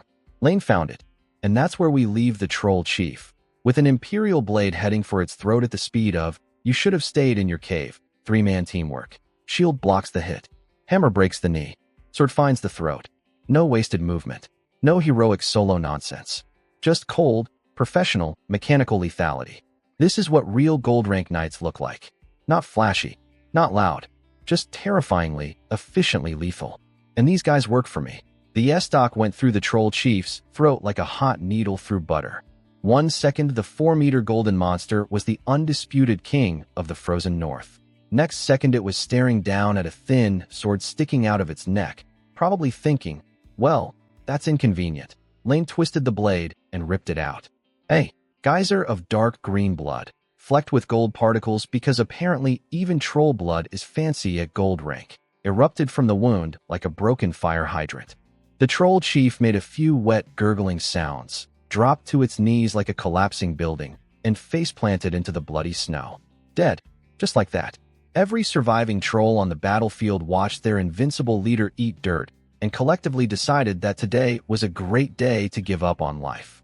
Screaming, running, falling over each other. The kobold slaves buried their faces in the snow so deep they were practically trying to dig to the other side of the planet. Lane sat on his horse next to the massive corpse, blood still dripping from his unstained S-Dock, and surveyed the slaughterhouse with the emotional range of a filing cabinet. Collect prisoners. Clean up. Kill every troll. Kobolds who surrendered go to the Rether Guard per standing orders. His 2 bodyguards flanked him silently, one with a cracked, battered shield, the other with chunks of troll meat still stuck to his warhammer. Nobody said anything. The 3-man kill squad that just dismantled a gold rank monster in under 10 seconds didn't need congratulations. They needed a wet towel. An hour later, the entire troll nest was burning. Lane watched the flames eat through the filth without a single change in expression. A scout ran up. Next target, Orc settlement. Suspected gold rank chieftain and a shaman. Exact power level unconfirmed. Lane nodded. Eyes already looking north. Already planning. Meanwhile, back at the castle, me. Sitting by the fire. Drawing farming plans like a good little lord. Charcoal pencil scratching on parchment. Very peaceful. Very boring. Then, ding. Battle report. Flying Tiger Knight order. Troll nest elimination. Status. Overwhelming victory. Casualties, 0. Perfect. Kills, 1 gold rank troll chief. 5 silver rank troll elites. 15 bronze rank troll warriors. 10 black iron troll juveniles. Plus a bunch of kobold minions. Total experience earned, 150,000 my personal commander experience. 150 points alert. 50 soldiers have reached promotion threshold. I put down my pencil. Smiled for the first time in days. 0 casualties, 1 dead gold rank boss. 150,000 experience points. Not bad for day 1 of the cleanup campaign. Open promotion interface. The system screen popped up, and my smile died instantly. Infantry promotions. 10 recruits upgrading to Imperial Infantry, 15 gold each. 5 infantry upgrading to Veteran Infantry, 25 gold each. Cavalry promotions. 30 guard recruits upgrading to Citizen Cavalry, 25 gold each. 5 Citizen Cavalry upgrading to Heavy Riders, 50 gold each. The system helpfully displayed a big red total at the bottom. Estimated promotion cost, 1,275 gold dragons, 1,275 gold. 450 soldiers. That's just the upgrade fee. Not food, not equipment maintenance, not salaries, not any of the 8,000 other things bleeding my treasury dry. Let me do some terrifying math. Mom gave me 200,000 gold. Big bro added 10,000. I had about 30,000 of my own from the system. That's 240,000 total. Sounds like a fortune, right? But I've got 20,000 mouths to feed, roads to build, a castle to repair, defensive walls to construct, blacksmiths to pay, villages to establish, farmland to develop, and now a military that costs more per person than a luxury resort. At this rate, a few more glorious victories, and my gold reserves would look like my hairline in my past life, rapidly receding with no sign of recovery. I give it maybe 6 months before my entire army and I are standing around an empty treasury wondering what went wrong. And oh, I slammed my fist on the desk. Ink bottles jumped. Scrolls scattered. The victory high evaporated like morning frost. Replaced by cold, hard financial panic. I need income. Now. Not tomorrow. Not next week. Right now. Or this entire operation collapses and we're all eating snow for dinner. But first, I couldn't leave 50 soldiers sitting at their promotion threshold. Unpromoted troops are wasted potential. Every day they fight without upgrading is experience points left on the table. System. Execute all promotions. Heavy rider equipment. Equip immediately. Confirmed. Processing promotions. Funds deducting. Warning. Significant treasury reduction in progress. I watched my gold counter drop. Each number ticking down felt like someone was pulling out my fingernails one by one. The system doesn't care about my feelings. It just takes the money with the enthusiasm of a parking meter in downtown Manhattan. My treasury went from comfortable to concerning in about 4 seconds. I stared at the final balance. Then at the western mountains through my window. Somewhere under all that rock and ice were mineral veins worth a fortune. Iron. Cold iron. Maybe something rarer. I need to crack those mountains open like a piggy bank, and I need to do it yesterday. Being a lord isn't swords and glory. It's spreadsheets and bankruptcy anxiety. Nobody warned me the real final boss of territorial management would be accounting. So here's something I didn't fully anticipate about remote upgrading soldiers in the middle of a campaign. They go absolutely insane with gratitude. The moment I confirmed those 50 promotions from my cozy study, every single one of those soldiers, out there in the frozen north, mid-rest stop, got hit with an instant power surge. 1 second they're polishing swords. Next second their muscles are being ripped apart and rebuilt in real time. Bones restructuring. Combat techniques downloading directly into their brains like a martial arts matrix upload. The pain lasted about half a breath. Then boom, pure power flooding every cell. One newly promoted heavy rider grabbed his lance. The same lance he'd been struggling to hold steady yesterday, and it felt like a toothpick. Battle formations he'd never learned were suddenly crystal clear in his head. His armor didn't feel heavy anymore. It felt like skin. And then, all 50 of them turned south, toward MY Castle, and started worshipping. Praise the Lord, this power. The Lord gave us this. For Lord Ron. They weren't just grateful. They were having a religious experience. Because in a world where breaking through to the next power level takes years of blood and sweat, where some warriors spend their entire lives stuck at one rank, their Lord just casually bumped them up a tier while sitting in his office drinking tea. No explanation. No ritual. Just instant divine grade power-up. The only logical conclusion for these soldiers? Their Lord has God-level abilities. And they're not wrong, technically. They just don't know it's a video game system. The non-promoted soldiers watched their buddies suddenly get way stronger and immediately developed a severe case of, I need to fight harder, so I get picked next. Motivation went from professional to fanatical across the entire unit in about 30 seconds. Lane paused mid-sword cleaning, scanned the crowd of newly minted zealots prostrating toward the south, and behind his visor, I'm pretty sure he smiled. Just a tiny bit. Because he understood what just happened. This army stopped being a collection of soldiers and became a cult of true believers. And true believers fight with a kind of fearless insanity that no amount of training can produce. Move out, Lane said. Cold as ever, but with an edge now. Every knight mounted up in perfect unison. The fanatical fire in their eyes cooled into focused, lethal ice. Zealotry plus discipline equals nightmare fuel. Next target, the Orc settlement. Codename, Bloodhowl. The Flying Tiger Knight Order assembled 500 meters from the camp's flank. Total silence. Frost in the air, so thick you could chew it. Lane pointed at a weak spot in the wooden palisade wall. His hand dropped. The war horn screamed. Kill. The charge was faster than before. Those 50 upgraded soldiers hit, like they had rockets strapped to their horses. The newly promoted heavy riders led the wedge, bodies surging with power they'd had for less than an hour, slamming their lances into the wooden wall's structural joints with the force of battering rams. Crack, crack, boom. An entire section of palisade exploded inward. Logs snapped like chopsticks. Stone foundations crumbled. Dust and debris mushroomed into the cold air. Lances retracted. Sabers drawn. No pause. The cavalry poured through the breach like molten steel through a crack in a dam. Lane hit the smoke cloud first. Shield up, saber flashing. An orc warrior lunged out of the dust. Lane's blade opened its throat before it finished its war cry. Blood sprayed sideways in a perfect arc. The promoted knights were terrifying. Their shield work was surgical now, deflecting attacks with millimeter precision, using the momentum to spin into counterstrikes. Saber techniques that would have taken years to master were executing flawlessly. In the tight spaces between crude orc huts, they became close combat blenders. Orcs fell like grass before a scythe. For about 90 seconds, it was a massacre. Then the real fight started. Rohair, kill the tin cans. The center stone house exploded. Out charged the orc chieftain, Blackscar Grush, gold rank, massive, wielding a battle axe that looked like it was forged from pure hatred. Blood-red battle aura erupted from his body like flames. And floating behind him, the shaman, Bonecaller Mogrel, gold rank, hovering in the air, staff glowing with sickly light. 2 gold rank orcs. My worst-case scenario confirmed. Rot blood fog. Earth-splitting hand.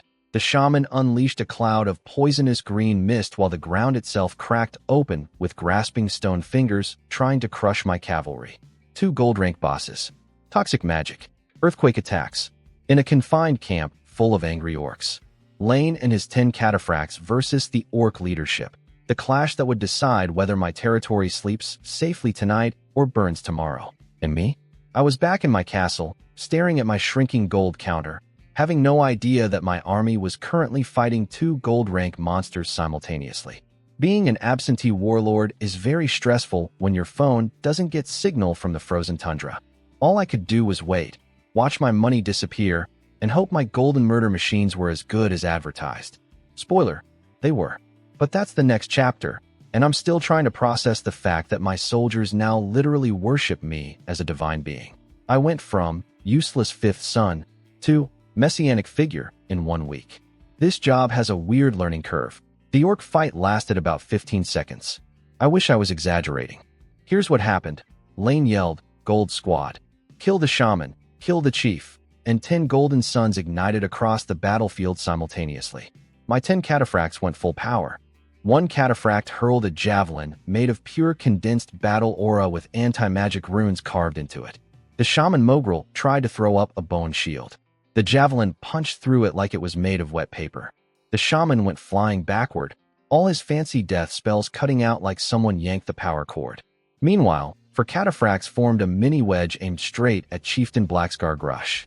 The lead knight activated a gold rank charge technique called Immovable Fortress. His shield expanded into a massive golden energy wall with a roaring tiger face on it, and he rammed straight into the chieftain at full speed.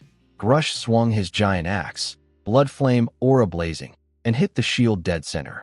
The sound. Imagine God ringing a church bell with a meteor. A golden red shockwave flattened every hut within 30 meters.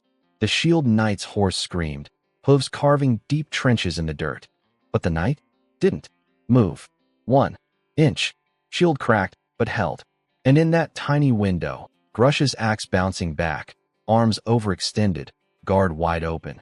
3 golden shadows slipped around the shield knight like ghosts. 3 sabers. 3 different flavors of death. Saber 1, wrapped in lightning. Saber 2, coated in freezing ice. Saber 3, moving so fast it created a sonic boom. And Lane, silent, precise, no flashy aura, came in with his armor-piercing S-stock aimed at the throat. Again, because apparently that's his signature move and it works every single time. No, was all Grush managed. Lightning Saber ripped through his blood flame aura. Ice Saber sliced into his ribs and froze his blood solid. Sonic Saber smashed his axe handle. Lane's S-stock punctured his throat. For gold rank knights, 1 simultaneous strike. The orc chieftain basically exploded. Blood, thunder sparks, ice shards, and broken armor flew in every direction. Dead before he hit the ground. The shaman? Still crawling, trying to stand up. 2 more cataphracts casually threw purification enchanted tracking javelins. 1 through the skull, 1 through the heart. The old bag of bones flopped over and stayed down. Both gold rank orcs, the biggest threat to my territory, dead in under 20 seconds. They didn't even get to use most of their abilities. It was like watching 2 final bosses get speed killed by players who'd memorized the entire fight. The remaining 4 cataphracts who didn't even participate in the boss fight strolled into the battlefield to mop up the silver rank orc commanders. Tiger among sheep doesn't begin to describe it. Gold versus silver is such an overwhelming gap that these orc veterans, warriors who'd survived countless battles, couldn't even mount a defense before they were cut down. Then Lane flicked the blood off his sword. The 10 cataphracts quietly powered down their golden auras and returned to formation like nothing happened, and the rest of the Night Order handled cleanup duty on the regular orcs. The whole battle site looked like a tornado had fought an earthquake inside a slaughterhouse. And in the middle of it all, 2 gold-rank corpses, shredded like confetti. Back in my study, I was drawing farm layouts when the system pinged. Battle report, Flying Tiger Night Order, Blood Howl, Orc Tribe Elimination, Status, Overwhelming Victory Casualties, 7 lightly wounded, 0 dead, 0 seriously injured. Gold rank kills, Chieftain Blackscar Grush, gold, dead. Shaman Bonecaller Mogrel, gold, dead. Silver rank kills, for orc commanders, all dead. Plus everything else. Total experience, 215,000, bonus highlighted, double gold rank kill multiplier. My personal experience, 215 points, and then, the number that made my heart stop for a completely different reason than usual, estimated loot value. 18,500 to 22,000 gold dragons. I read that 3 times. Then a 4th time. Then I made a sound that was half laugh, half sob. 20,000 gold. From 1 battle. That's almost enough to cover all my promotion costs and fund the next round of upgrades. War isn't just my soldiers' experience farm. It's my financial plan. Monster parts, rare materials, magic cores. Turns out dead gold rank creatures are worth a small fortune. The system also helpfully noted 70 new soldiers ready for promotion. 70. That's going to cost. I don't even want to calculate it. My wallet just stopped crying from the last round. But you know what? The math finally makes sense. Fight expensive monsters, earn loot that pays for upgrades. Upgraded soldiers, fight harder, earn more loot. It's not a money pit. It's an investment cycle. I leaned back in my chair and stared at the ceiling. 2 gold rank threats eliminated. Territory secured on all fronts. Army getting stronger by the day. Treasury actually recovering thanks to war loot. Soldiers worshipping me like a god because of instant power-ups they can't explain. 1 week ago I was a broke, stressed-out lord screaming about irrigation ditches. Now I'm a warlord sitting on a self-sustaining military economy, protected by 10 golden knights who can delete boss-level monsters in 15 seconds, with a fanatical army that would march into hell if I pointed at it. The frozen north has been served notice. Kanglan Domain is open for business. I looked at that battle report one more time. Overwhelming victory, 0 dead. 2 gold rank bosses deleted. 215,000 experience points. And most importantly, estimated loot worth over 18,000 gold dragons. You know what? That 1,275 gold I spent on promotions earlier? I was whining about that. Meanwhile, my army just earned back 15 times that amount in a single battle. I take back every complaint. War isn't a money pit. It's a money fountain. 70 more soldiers ready for promotion. My wallet twitched instinctively, but I was done being a cheapskate. These soldiers earned their upgrades in monster blood. Time to reinvest. System. Upgrade everyone. Ding. Gold counter goes down. Army power goes up. Circle of life. I sipped my honey wine and watched the numbers drop with the calm smile of a man who finally understands his own business model. Spend gold to make soldiers stronger. Send stronger soldiers to kill bigger things. Bigger things drop more gold. Rinse. Repeat. Scale infinitely. I'm not running a territory.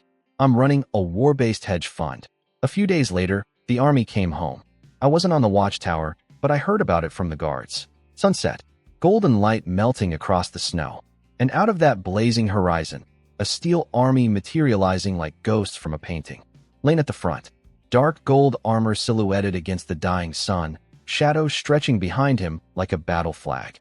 150 knights in formation behind him, faceplate sealed, eyes cold, riding in perfect silence. The sound of their hooves was a low, endless thunder rolling across the frozen earth. Behind the cavalry, a very different scene. Hundreds, maybe 1,000, terrified kobolds, hunched and trembling, being herded by blood-stained infantry who looked exhausted but still gripped their weapons like they'd stab anything that sneezed wrong. A gray-green river of prisoners stretching back toward the horizon. The watchtower guards lost their minds. It's the flying tigers. They're back. Look at all those prisoners. There's hundreds. Get Martin. Tell the Lord.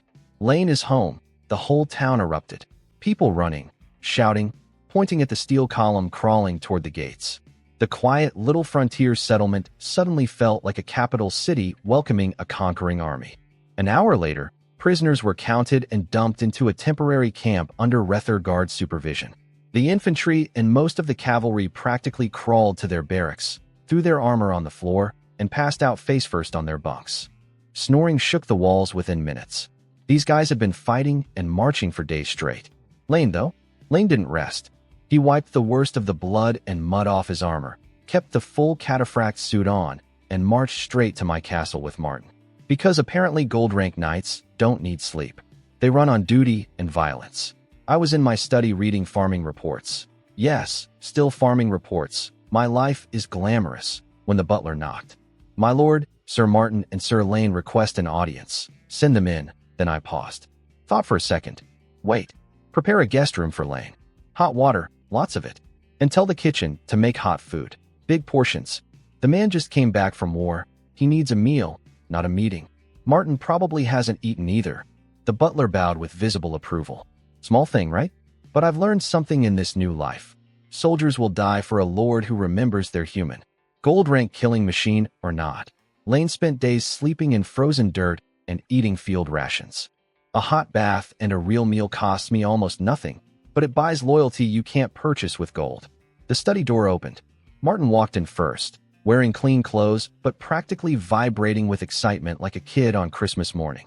Then Lane, still in full dark gold armor. Firelight flickering across the battle-scarred metal. He brought the smell of frozen blood and victory with him. The temperature in the room dropped 2 degrees just from his presence. 2 men, my shield and my spear. One buzzing with energy, the other cold as the grave. Both looking at me with absolute loyalty in their eyes. I leaned back in my chair. A week and a half ago, I was a panicking teenager with a golden carriage and a prayer. Now I'm sitting in MY Castle, in MY territory, receiving MY victorious commanders after they wiped every major threat off MY map using MY army. The goblin nests? Cleared, breeding stock captured for the experience farm. The kobold clans? Conquered, put to work in the mines. The troll tribe? Extinct. Gold rank chief? Dead. The orc settlement? Gone. 2 gold rank bosses, deleted in 15 seconds. Northern border? Secured. Treasury? Recovering nicely thanks to 18,000 gold in war loot. Army? Fanatically loyal and getting stronger after every fight. And we haven't even touched the western mountains yet. The real treasure is still waiting. I looked at my 2 commanders standing at attention before my desk, and for the first time since arriving in this frozen wasteland, I felt something I hadn't felt before. Not anxiety, not panic, not the desperate survival instinct of a transmigrator clinging to borrowed power. Just confidence. The quiet, steady kind. The kind that says, this is working, the plan is working, and it's only going to get bigger from here. Sit down, gentlemen, I said. Let's talk about what comes next. Lane walked into my study looking like he'd been dragged through a slaughterhouse, rolled in mud, and then left in a freezer overnight. His armor was so caked with troll green, orc red, and frozen dirt that you couldn't tell what color it was originally. The man smelled like a battlefield's autobiography. He stood at attention in front of my nice, clean desk, glanced down at himself, then at my pristine fur-covered sofa, and I swear I saw actual embarrassment on a gold-rank killer's face for the first time. Like a kid who tracked mud into the house. I got up, walked around the desk, and pushed him onto the sofa myself. Battlefield stains are a warrior's medals. They're never dirty. This tidy office. Sometimes the cleanest rooms hide the bloodiest decisions. You're home. Relax. Something shifted behind those tired eyes. A spark. Lane's loyalty wasn't just professional anymore. It was personal. I could practically feel it clicking into place. Note to self. Sometimes a kind word after a hard fight is worth more than 1,000 gold coins. Now, report, then go eat. I've got hot water and a guest room waiting for you. Tomorrow the whole army rests. Day after, victory feast for everyone. Lane straightened up, exhausted but sharp, and delivered the goods. All known threats in the Northern Territory, eliminated. Music to my ears. At the Orc Bloodhowl site, We discovered a level 3 cold iron mine and 2 level 1 refined iron deposits. More mines. On top of the ones I already had. My territory was turning into a mineral gold mine, literally. Captured over 3,100 kobold prisoners, 3,000 new mine workers. Free labor courtesy of conquered monster tribes. My mining operation just got a massive workforce injection.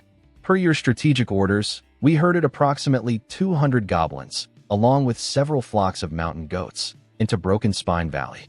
Martin assessed the valley as enclosed, resource-sufficient, and predator-free. Estimated goblin population explosion to over 1,000 within 2 months. At that point, internal resource pressure will split them into at least 2 separate tribes, creating an ideal renewable training ground for our recruits, the Goblin Farm. It's live. 200 seed goblins in a sealed valley with food, breeding like rabbits, splitting into tribes we can harvest for combat experience every few weeks. My Paradox Games brain was purring with satisfaction. Then I leaned forward and said something that made Lane almost fall off the sofa. Your strength is nearly at the threshold for Imperial Elite Cataphract. His eyes went wide. Imperial Elite Cataphract, the legendary pinnacle of the Caradel Empire military. Earth Knight level. The kind of warrior that regular barons have to bow to. Every cataphract's ultimate dream. And I just told him the door was within reach. Take your core squad into the Western Divide Mountains. Hunt the monsters there, black iron to silver rank, perfect grinding range. Build your experience. When you're ready, I'll promote you personally. Lane launched off that sofa like it was spring-loaded. Full kneel. Fist to chest. Boom. His voice cracked with emotion. This stoic, ice-cold killing machine who decapitates gold-rank orcs without blinking was now shaking with excitement. Yes. Thank you, my lord. For Lane, this wasn't just a power boost. In the old Caradel Empire, elite cataphracts had status equal to nobility. Regular barons treated them with respect. It was the highest honor a military man could achieve, and his lord just casually promised it to him, like handing out a bonus. I sent him off to eat, bathe, and sleep. The man needed all 3 desperately. Next morning, winter sunlight, thin and weak but trying its best, crept over Kanglan town. The castle kitchens had been running since before dawn. Massive iron pots bubbling with thick stew. Fat chunks of meat slow-cooked until they fell apart. Spiced root vegetables. Mountains of fresh-baked bread with crispy golden crusts. The smell drifted across the entire settlement like a warm, delicious fog. My order: feed the army until they can't move. No limits. The barracks were silent for once. No drilling, no shouting, no armor clanking.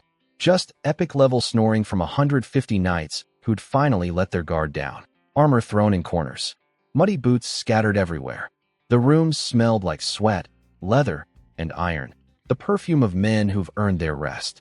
Kitchen servants wheeled massive wooden tubs of steaming food between the barracks, leaving portions at every door. The smell eventually won against exhaustion. Soldiers crawled out of bed, eyes half shut, bodies still aching, and gathered around the food like moths around a very delicious flame. No talking, just the satisfied sounds of hungry warriors eating like they meant it. This was the quiet after the storm, the exhale after holding your breath for days. And beneath that calm surface, this army was completely transformed from what it was 2 weeks ago. When they arrived, they were a mixed bag of borrowed knights, nervous recruits, and untested system troops. Now, they were veterans. They'd fought goblins, gnolls, trolls, and orcs. They'd watched gold-rank monsters die. They'd been promoted by what they believe is divine power. They'd marched home with prisoners and loot and the knowledge that their lord takes care of them, feeds them, upgrades them, and remembers they need hot baths. 2 weeks. That's all it took to build a fanatical, battle-hardened military force from scratch. Northern threats, gone. Kobold miners, acquired. Goblin farm, operational. New mines, discovered. Army, resting, fed, loyal to the point of worship. Treasury, recovering. Western mountains, next on the menu. I stood at my study window watching the thin winter sun paint the snow gold, listening to the distant sounds of my soldiers eating their well-earned feast, and allowed myself exactly 5 seconds of pride.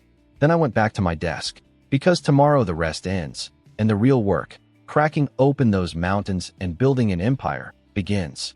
5 seconds of pride is all a lord can afford. The spreadsheets don't fill themselves. Let me give you the army status update. because after all that fighting and spending, the numbers are actually looking gorgeous. Flying Tiger Knight Order. Every single regular cavalry member promoted to bronze rank Imperial Citizen Cavalry. Better horsemanship, tighter formations, harder hits. These aren't recruits anymore. They're proper soldiers who've seen real combat and live to brag about it. Rether Guard. All soldiers now at Black Iron level. Every single one. Tougher bodies, better weapon skills, especially that shield and spear combo that turned them into a walking steel wall during the goblin fight. They're not elite, but they're solid enough to make any bandit group or small monster pack take one look and choose a different career. 10 gold rank cataphracts at the tip. Bronze cavalry as the shaft. Black iron infantry as the foundation. A proper military pyramid, forged in blood and funded by my rapidly shrinking, but recovering, gold reserves. I stood at my study window, looking down at the military camp. Lazy smoke drifting up. Soldiers resting. The whole scene peaceful and quiet. But I knew what was underneath that calm. A war machine getting sharper by the day. Rest day. Feast day. Victory celebration. Then it was my turn. 3 days after the army came home, I locked myself in the castle's secret training chamber. Heavy oak door sealed shut.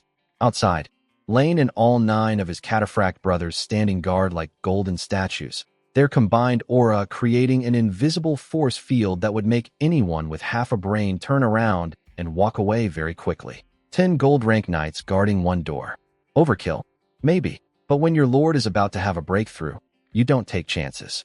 Inside the chamber, dim light through narrow vents. The smell of burned magic crystal powder. Me, sitting cross-legged in the center of a special energy-gathering formation drawn on the floor. I pulled up my system panel. Personal experience, 10,520, 10,520 points. Earned from the blood and sweat of every soldier under my command. Trickled up through the 1,000 to 1 ratio from thousands of kills, countless training sessions, and 2 gold rank boss fights. Enough for what I needed. System. Promote me to Black Iron Knight. Confirmed. Executing. The numbers started dropping. 10,520, 10,200, 9,900, 9,500. And then my body decided to have a very dramatic reaction.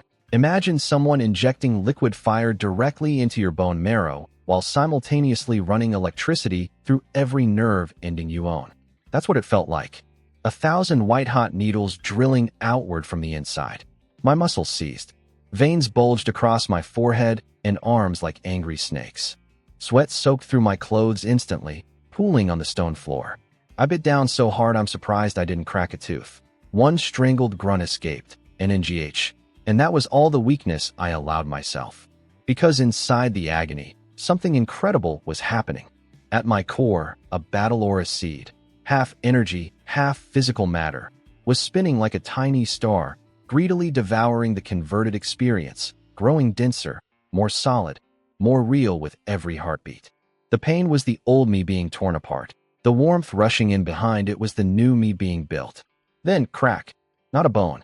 Something deeper. A barrier. The fundamental ceiling that had kept me trapped at Night Squire for my entire life. The wall I'd banged against since childhood while my brothers sailed past it, shattered, like glass breaking inside my soul. The agony vanished instantly, replaced by, oh man, how do I describe this? Imagine you've been wearing a full-body cast your entire life, and someone finally cuts it off. Everything feels light. Everything feels possible. Warm energy flowing through pathways that used to be narrow and are now wide open highways. My 5 senses cranked up to 11. I could feel the individual dust particles in the air, sense the faint aura signatures of the Golden Knights outside the door, hear their breathing through solid oak. My muscles were denser. My heart pumped harder. Even my thoughts moved faster. Black Iron Knight. Achieved. I opened my eyes, clenched my fists, felt the raw power surging through rebuilt muscle and reinforced bone. And I laughed. Not the manic supervillain laugh from when I discovered the system. This was different, deeper, more personal. The laugh of a man who spent 16 years as the weakest brother, who watched everyone around him break through while he stayed stuck, who was pitted and overlooked and written off as the family's dead weight, and who just shattered that ceiling with borrowed power and his own iron will. Yes, having 10 gold rank knights is amazing. They can flatten armies. But that's their power. Borrowed strength. A lord who relies entirely on others is a lord who's one betrayal away from being nothing. This burning energy in my veins, this new density in my bones, this sharpness in my senses, this is mine. No one gave it to me. No one can take it away. Every point of experience was earned by my soldier's sacrifice, funneled through my system, and forged into MY body through MY pain. Black iron isn't impressive by my family standards. Carlos would laugh. Leon wouldn't even look up from his spell book. Even Fletcher passed black iron ages ago. But they don't know what I know. They don't have what I have. For them, black iron took years of personal training. For me, it cost 1,000 gold in army upgrades and 2 weeks of warfare. And tomorrow, my army fights again. And the day after. And the day after that. Every battle making them stronger. Every battle making me stronger. Black iron today. Bronze tomorrow. Silver next month. Gold by year's end. The ceiling that trapped me for 16 years wasn't my limit. It was my starting line. I checked my remaining experience. 9,520 points. Barely spent 1,000 to break through. The rest stays in the bank, growing with every fight. I flexed my hands one more time, feeling the power hum through every fiber. Then I stood up, straightened my sweat-soaked clothes, and walked to the door. Time to get back to work. An empire doesn't build itself. But it builds a lot faster when the emperor is getting stronger too. I woke up the morning after my breakthrough feeling like a new person. Literally. My body hummed with black iron energy, my senses were sharper, my muscles moved with a precision I'd never felt before. For about 30 seconds, I felt amazing. Then I looked at my desk. Mountains. Mountains of paperwork. Tax summaries. Building permits. Mill disputes. Land allocation for new settlers. And, oh joy, a detailed budget for the upcoming victory feast that somehow had 47 line items. The new power in my veins. Useless against bureaucracy. Absolutely, completely useless. I can now punch through a wooden plank, but I still can't make a tax report disappear by glaring at it. Believe me, I tried.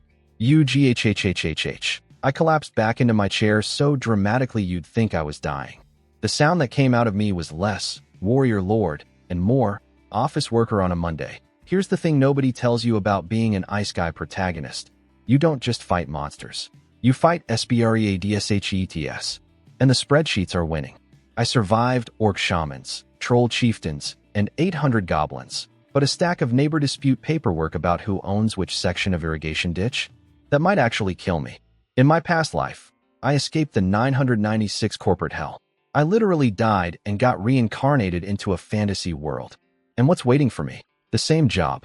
Except now instead of Excel, it's quill pens on sheepskin.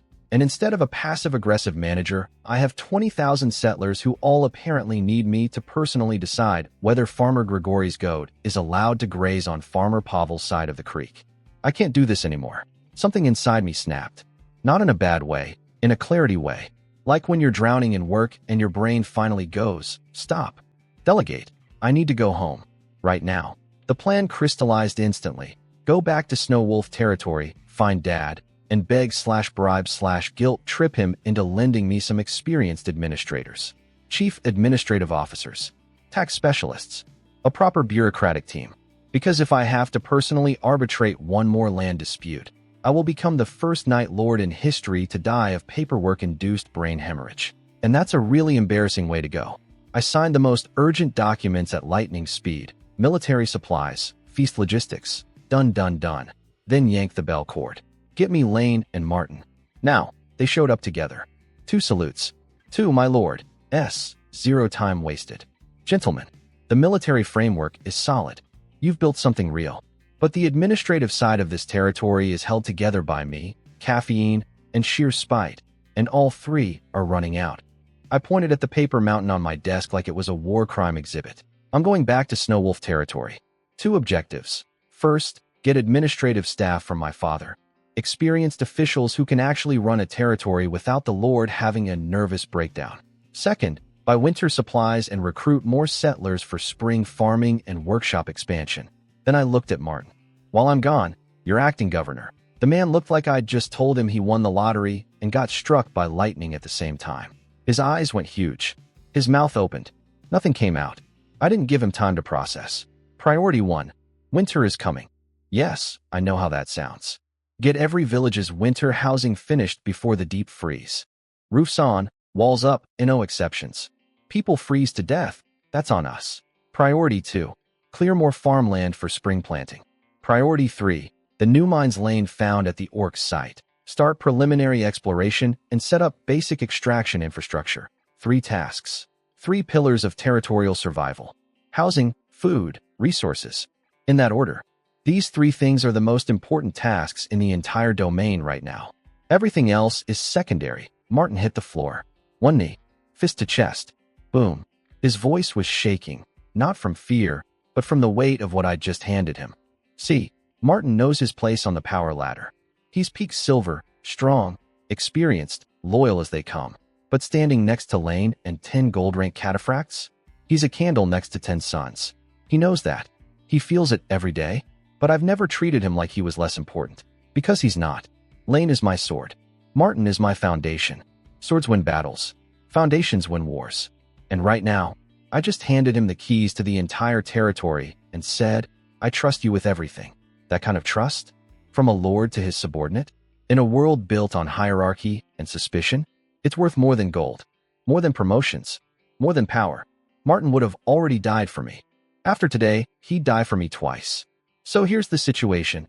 I'm heading home to mooch administrators off my dad. Martin's running the territory, Lane's guarding the realm, and somewhere in Broken Spine Valley, 200 goblins are doing what goblins do best, making more goblins for my soldiers to practice on later. Everything's in motion. The machine is running. I just need to add one missing piece. Someone who actually enjoys doing paperwork. Because I would rather fight another gold rank troll with my bare hands than read one more tax report. And that's not a joke. I've genuinely done the math on which one is less painful. The troll wins. By a lot. I told Martin to get up, stop being emotional, and go coordinate with the castle steward. Also, keep training the Rether Guard every single day. Winter doesn't mean vacation. Winter means training in worse conditions, which builds better soldiers. He saluted so hard I thought he'd dent his own chest, then marched out with the energy of a man who just got the promotion of his life. Door closed. Just me and Lane. Lane, pick 5 cataphracts and 50 citizen cavalry. You're all coming with me to Snow Wolf territory. 55 elite riders as my personal escort. 5 gold rank killing machines at the front. 50 bronze rank heavy cavalry behind them. Is that overkill for a road trip to visit Dad? Absolutely. But here's the thing. When you roll up to your family estate after being gone for weeks, you don't show up in a taxi. You show up in a convoy. Last time they saw me, I was a scrawny teenager with no talent climbing into an overly fancy carriage with borrowed soldiers and a prayer. This time, I'm coming back with my own army, my knights, my colors. Let the whole Snow Wolf territory see what the useless 5th son built in 2 weeks on frozen dirt. Lane's eyes flashed with understanding. No questions. Just, as you command, my lord. Fist, chest gone. The man's response time is faster than my system's loading screen. Half an hour later. Half an hour. These guys are efficient. 55 riders were assembled in the castle courtyard. Perfect formation. Silent. Terrifying. 5 cataphracts at the front. Dark gold armor. Glowing blue eye slits. Horses the size of small buildings. The air around them felt heavier, like gravity got a little more serious in their vicinity. Behind them, 50 citizen cavalry in red forged and cold iron armor. Lances pointing skyward like a steel forest, sabers sheathed but ready. Every single one a bronze rank veteran who'd killed trolls and orcs in the last week. And in the center of this formation, my carriage. The same ridiculous gold-trimmed rolling palace my family sent me off in. Still absurdly luxurious. Still radiating, I have more money than taste, energy. But now, surrounded by an escort that made it look less like a rich kid's toy and more like an emperor's war chariot. I stepped out of the castle and paused at the carriage door. My hand touched the Snow Wolf crest on the side. Cold metal, familiar shape. And for a moment, I thought about my family. The Snow Wolf clan. Fierce, cunning, ruthless, but fiercely protective of their own. Dad and my brothers gave me a hard time about my weak talent, sure. But I understand now that those harsh words weren't rejection. They were worry. They were a family of wolves trying to make sure their smallest pup could survive in a world that eats the weak. Savage on the outside, warm on the inside. That's why the Windsors have lasted 1,000 years and only gotten stronger. They don't abandon their blood. They sharpen it. Well, This particular piece of Windsor blood just sharpened itself into a black iron knight with a private army and a territory. Hope that meets expectations, Dad. My lord, please board. The steward opened the carriage door. Warm air rushed out. I climbed in. Door shut. Cozy fur cushions, temperature-regulated interior, perfect soundproofing. The golden wolf sculptures on the armrests felt different now, not like symbols of borrowed luxury, but reminders of where I came from. Through the crystal window, I watched my knights standing in formation. My formation, my army, built from nothing in 2 weeks with a cheat system, a lot of gold, and an unhealthy amount of determination. Lane mounted up at the front. Right arm raised. Held. Then chopped down. The war horn screamed. 55 horses launched forward simultaneously. The thunder of iron hooves on frozen earth was like a heartbeat the size of the world. 5 golden juggernauts leading the charge, 50 bronze warriors flanking the carriage, a trail of snow dust rising behind us like a white dragon chasing our tail. We blasted through the castle gates and onto the southern highway, the road to Snow Wolf territory, maintained and cleared by my own Retherguard patrols. Every mile taking me closer to home. I leaned back against the snow bear fur, watching the frozen wastes blur past the window. The same landscape I'd traveled through weeks ago, terrified and uncertain, heading into the unknown with borrowed everything. Now I was heading the other direction, going home, not as the baby of the family begging for scraps, as a lord, with soldiers, with a territory, with power. Last time, my family loaded me up like a care package because they were worried I'd starve. This time, I'm walking through that door and showing them what their investment bought. Ron Windsor left Snow Wolf territory as a charity case. Ron Windsor is coming back as a force of nature. And I still need those damn administrators. But at least now I can ask for them while looking like someone who deserves them. Presentation matters, people. Always roll up with the gold rank escort. A few days of riding later, the scenery started changing. Less frozen wasteland, more actual civilization. The snow got thinner. Green bushes appeared. The air felt slightly less like it was trying to murder my lungs. Then I saw it on the horizon, Frostwolf City, my family's capital. And let me tell you, after spending weeks in a beat-up frontier castle surrounded by frozen mud, seeing this place again hit different. This city is absurd. Walls made of gray granite, dozens of meters high, covered in ancient battle scars and glowing defensive runes that pulse with blue energy like the whole structure has a heartbeat. Arrow towers and magic towers everywhere, tips flickering with arcane light. The place looks less like a city and more like a mountain that decided to become a fortress. And busy. Even in winter, the main road was packed with merchant caravans, armed escorts, traders hauling goods from everywhere. This is what 1,000 years of wealth and military power looks like. A city that never sleeps because there's too much money to count. We rolled up to the gates with 5 gold-rank cataphracts in front and 50 bronze cavalry behind. In most places, this would cause mass panic. In Frostwolf City, the guards barely raised an eyebrow. This is a city where legendary warriors walk past you on the way to buy bread. My escort was impressive, but not unusual here. Humbling, honestly. The gate guards checked us through efficiently, professional, cold, disciplined. Classic Snow Wolf. But I noticed the officer's eyes lingering on my 5 cataphracts a beat too long. He remembered what I left with a month ago, and what I came back with was noticeably different. His expression said, "What happened to you out there?" Without his mouth opening. Through the gates. Wide stone streets, spotlessly clean even in winter. Stone buildings lining both sides. Shops, taverns, blacksmiths, merchant guilds. The smell of fresh bread and hot iron mixing with horse sweat and winter air. People bundled in furs, moving fast, living their lives in a city that's been thriving for a millennium. Snow Wolf patrols everywhere. Armored, sharp-eyed, moving in perfect formation. The occasional fancy-robed mage or noble strutting around like they own the street. This city has layers. Wealth, power, magic, military, all stacked on top of each other like a very expensive, very dangerous cake. The closer we got to the center, the bigger and grander everything became. Until we reached the inner city wall, even more massive gray stone, flying the Windsor family banner. A silver wolf howling in a blizzard. My family crest. My blood. Lane rode ahead to show my identity badge to the inner gate commander. The officer checked it carefully, then looked past Lane at our formation. His eyes stopped on the 5 cataphracts and stayed there. The expression on his face was priceless. a mixture of respect, disbelief, and the fifth son brought what back with him. Gates opened. We rolled through, past a courtyard decorated with snow pines and ice crystal sculptures. We stopped in front of Snow Wolf Manor, the family estate, a building that makes my Kangland castle look like a garden shed. The old butler was already waiting outside with a retinue of servants. When he saw me step out of the carriage, his eyes widened for just a moment. Surprise, then warmth. Fifth young master, welcome home. The Earl is expecting you in his study. Behind me, Lane and the cataphracts dismounted and formed up like golden statues. 5 gold rank auras pressing down on the courtyard air. The servants trying very hard to act normal while standing next to beings that could level a city block. Take me to him, I said.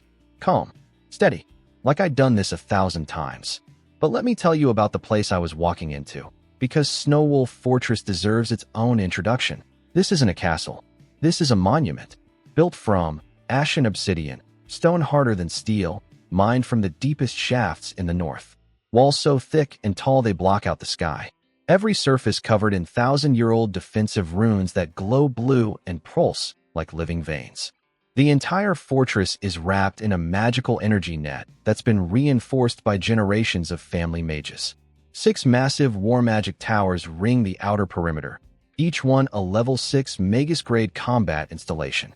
Mithril alloy and obsidian construction, surfaces crawling with arcane circuits, tips crowned with elemental core crystals that drink ambient magic around the clock. The space near the towers actually warps from the magic density. Anything unauthorized that approaches gets hit with enough firepower to erase it from existence. But the real flex? The 2 legendary towers at the castle's heart. Tower 1, Frostmoon Tower, my mother's. Slender, elegant, looks like it was carved from solidified moonlight. Silver-white glow, star-shaped runes, surrounded by a field of frozen air particles that refract sunlight into rainbow dust. Beautiful and absolutely terrifying. This tower represents Mom's power. She's a half-step Magus Lord, 1 step below the legendary tier. She could freeze your soul and make it look artistic. Tower 2, Crown of Eternal Winter, my grandmother's. Massive, imposing, built from deep blue magic crystal stone coated in frost that never melts. The top isn't a spire. It's a phantom ice crown made of pure cold magic energy, blazing blue at night, visible for miles. The tower literally changes the weather around it. It snows within 100 meters, even in summer. The pressure field makes your soul shiver. Grandma is a Grand Magus, the undisputed magical peak of the entire Northern Kingdom. Her tower isn't just a home, it's a strategic weapon. She's the reason nobody with half a brain has attacked Snow Wolf territory in living memory. 2 legendary towers. 2 women at the absolute summit of magical power. My mom and my grandma. The real bosses of this family, if we're being honest. So yeah, this is what I come from. A fortress wrapped in millennium-old magic, guarded by 6 war towers, crowned by 2 legendary mage queens, and staffed by an army that makes most kingdoms nervous. And somehow, the kid from this family was considered the disappointing one. Well, not anymore. I walked through those doors with 55 killers at my back, a territory under my belt, and black iron power in my veins. Time to show Dad what his weakest son built in 30 days. I stood outside Dad's study door, and my palms were sweating. Look, I can face goblin hordes. I can order cavalry charges. I can casually spend thousands of gold coins without blinking. But standing in front of this specific door? My inner 16-year-old was screaming. Because this isn't just any door. This is the door to Eamon Windsor's office. My father, the Snow Wolf Earl, and every memory this body has of walking through it involves being stared at with cold disappointment by a man who could crush buildings with his aura. I wiped my hands on my pants. Subtle. Cool. Totally not nervous. 3 knocks. Father. I'm home. Silence. The kind of silence that weighs more than actual objects. Come in. 2 words. That's all.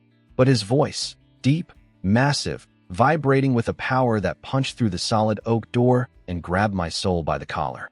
Like thunder had learned to speak. Like a glacier had opinions. I pushed the door open. Hump. Imagine standing at the edge of a cliff during a hurricane. Except the hurricane is made of pure authority and the cliff is your self-confidence. Dad's aura hit me like a physical wall. The air turned into syrup. Every breath felt like swallowing a brick. My heart seized. My brand new black iron Battlora seed, the one I'd been so proud of yesterday, flickered like a birthday candle in a typhoon. Almost went out. Sky Knight. 7th tier. My father is a Sky Knight. Let me put this in perspective. I just broke through to black iron, tier 2. My gold rank cataphracts, the ones who deleted 2 orc bosses in 15 seconds, are tier 5. Dad is tier 7. He's not even trying. He's just sitting there doing paperwork, and his natural ambient pressure is enough to make low-rank knights mentally collapse. This is the man I need to ask for administrative staff. While my knees are trying to buckle. Cool. Very cool. No pressure. Except literally all the pressure, pressing down on every cell in my body from a being who exists on a fundamentally different level of reality than me.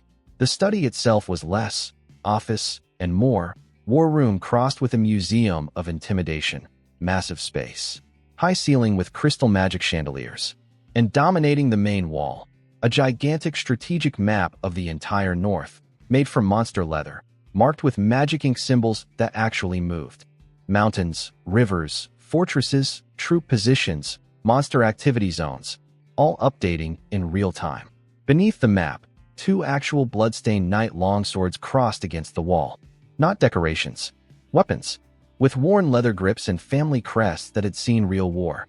Floor-to-ceiling bookshelves everywhere, filled not with novels, but with military theory, historical battle analyses, kingdom law codes, monster encyclopedias, and sealed intelligence files. Some shelves held glowing mineral samples and preserved magical specimens. This wasn't a nobleman's library. It was a general's brain made physical. And behind the massive obsidian desk, Dad, Eamon Windsor, wearing a tailored dark gray nobleman's outfit with a short cape made from Snow Wolf King fur draped over his shoulders. Didn't even look up. Just kept writing notes on whatever document was in front of him with a mithril pen inlaid with tiny sapphires. Casual. Unbothered. As if his youngest son hadn't just walked in with 5 gold-rank knights parked in his courtyard. But his presence.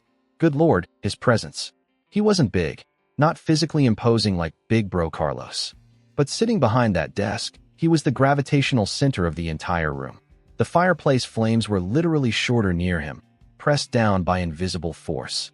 The light seemed to bend toward him slightly, like even photons knew who was in charge. Sky Knight domain pressure. He doesn't need to activate it. He doesn't need to flex. His existence is the flex. The air around him carried this impossible combination of vast sky above and crushing weight below, like standing at the bottom of an ocean that reaches into the clouds. Every instinct in my body screamed run. My black iron aura seed was vibrating in panic. My legs wanted to buckle. My lungs wanted to stop. But I didn't move. I clenched my jaw so hard my teeth creaked. Pulled every shred of willpower into my spine. Straightened my back. Stood there, 3 steps from the desk, and held. Because I'm not the old Ron anymore.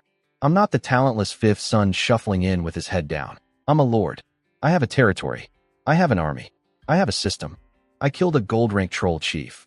Well, my guys did, but it's my army so it counts. I broke through to black iron through sheer empire-building strategy. I will not buckle in front of my own father, even if my body really wants to. So I stood there, silent, waiting, spine straight, eyes forward, knees locked through pure stubbornness. Dad kept writing. The fire crackled. My heartbeat was so loud I was sure he could hear it. The most powerful man I've ever stood in front of, separated from me by 3 steps, and an obsidian desk, and approximately 5 tiers of martial arts superiority. Hi, Dad. Your disappointing son is home. And he brought homework. The study was silent except for Dad's pen scratching on parchment and the fireplace whimpering. Yes, whimpering, under his aura. The fire was literally too scared to crackle properly. He finished writing, put the pen down, and looked up at me. If you've ever had a parent give you the look, multiply that by about 10,000. His ice blue eyes hit me like twin lasers from orbit. Not just seeing me, scanning me. Body, soul, power level, intentions, breakfast preferences, probably my credit score too. I felt completely naked. Transparent. Like a glass action figure standing in front of a god. No, welcome home, son. No, missed you, no hug. Just pure, clinical evaluation from a being who exists on a plane of reality I can barely comprehend. The northern winds, he said, each word landing on my chest like a sledgehammer wrapped in. Frost, haven't broken you, it seems. He watched me standing there, shaking, pale, jaw clenched hard enough to crack walnuts, refusing to buckle under the pressure of a 7th-tier Sky Knight's passive aura. My black iron seed was having a seizure inside my chest. Every cell in my body was screaming kneel. And I didn't. Then something incredible happened. The ice on Dad's face melted. The soul-crushing pressure vanished like someone flipped a switch. 1 second, I was drowning in the aura of an apex predator. Next second, nothing. Warm room. Crackling fire. Normal gravity. Ha ha ha. Dad exploded with laughter. Full volume. Room shaking. Ceiling rattling belly laughs. His eyes went from frozen tundra to beaming pride in about half a second. The transformation was so sudden it gave me whiplash. Good. Good. He slammed the desk, vaulted around it. This man is in his 50s and moves like a panther, and marched right up to me. Those ice-blue eyes were practically sparkling now, scanning me up and down like I was the best birthday present he'd ever received. That's my wolf pup. 1 month. 1 month. You planted your flag in that frozen hellhole, killed trolls and orcs, and broke through to black iron. Good. Very good. His massive hand slammed onto my shoulder. I nearly ate the floor. But the force behind it wasn't punishment. It was pure, concentrated fatherly pride channeled through the palm of a man who could bench press a castle. Here's what I learned later. Dad knew everything. The 10 mysterious gold-rank knights? He'd heard. The 10,000 settlers appearing from nowhere? He'd heard. The rapid military buildup, the monster exterminations, all of it, reported through secret channels. And he never asked how. Because in this family, everyone has their secrets and lucky breaks. What matters isn't where the power came from. It's what you do with it. Dad saw a son who left as a zero-talent nobody and came back a month later as a territorial lord with an army. That's all he needed to know. Questions would come later. Or never. He's a Windsor. Windsors don't interrogate their own blood. They watch, evaluate, and decide if you're a wolf or a sheep. Today, I passed. Phew. The second the pressure lifted, I gasped like a drowning man hitting air. Sweat beading on my temples. Legs slightly wobbly. But through it all, and I couldn't help it, I was grinning. A big, dumb, little kid grin. Because yeah, I'm technically a 30-something reincarnator with a cheat system and a private army. But hearing my dad say, "Good," with that look in his eyes, that hit different. That hit the 16-year-old part of me that spent his whole childhood watching his brothers earn praise while he got size. The part that just wanted Dad to be proud. "Father, I'm home. You've done well." Another shoulder slap. I braced this time. "Now cut the crap, brat. You didn't ride all this way with a gold rank escort just to see my handsome face. What do you need? Spit it out. Don't play games with me. I can tell what you're about to dump just from the way you wiggle your ass." Charming as always, Dad. Nothing gets past you. I scratched my head and dropped all pretense. Okay, here's the deal. Kanglan domain is up and running. Territory secured.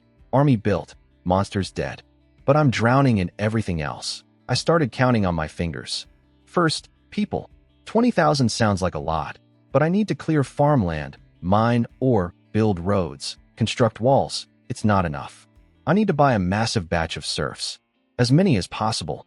Spring farming alone needs way more hands. Second, food. Winter reserves and spring seed grain. Huge shortfall. What I produce and loot doesn't come close to covering 20,000 people plus a military. Third, and this is the one killing me. I put on my most pathetic face. I have 0 administrators. Not one. Every single dispute, tax calculation, building permit, and supply request lands on my desk.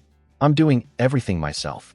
I need officials, administrative officers, governance specialists, tax experts, people who can actually run a territory so I don't die of paperwork poisoning.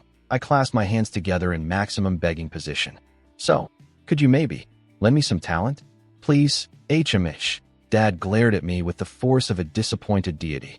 You walk in here and immediately ask for administrators, governors, and tax officials? All top-tier ones. You think qualified bureaucrats grow on trees. I spend a whole year training a handful of sharp ones, and you want to waltz in and take them? Well, Snow Wolf Academy. I played my trump card with a hopeful grin.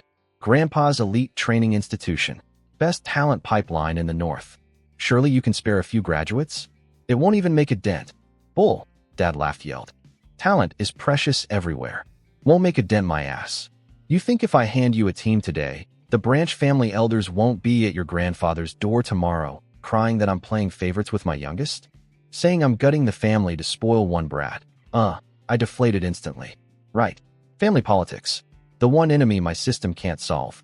The Windsor clan isn't just Dad's nuclear family. It's a massive extended network of branch houses, all watching each other like hawks, all ready to complain the second someone gets preferential treatment. I'd forgotten that part. Oops. Dad stared at me with that look. The one that says, "You're smart enough to build an army but dumb enough to forget basic family dynamics, and I don't know whether to be proud or concerned." Both, Dad. The answer is both. Dad watched me squirm for about 3 seconds, then cracked up. "Relax. I was messing with you. Look at your face." He walked back to his desk, opened a drawer, and tossed me a sealed parchment scroll like it was junk mail. "Here, already prepared.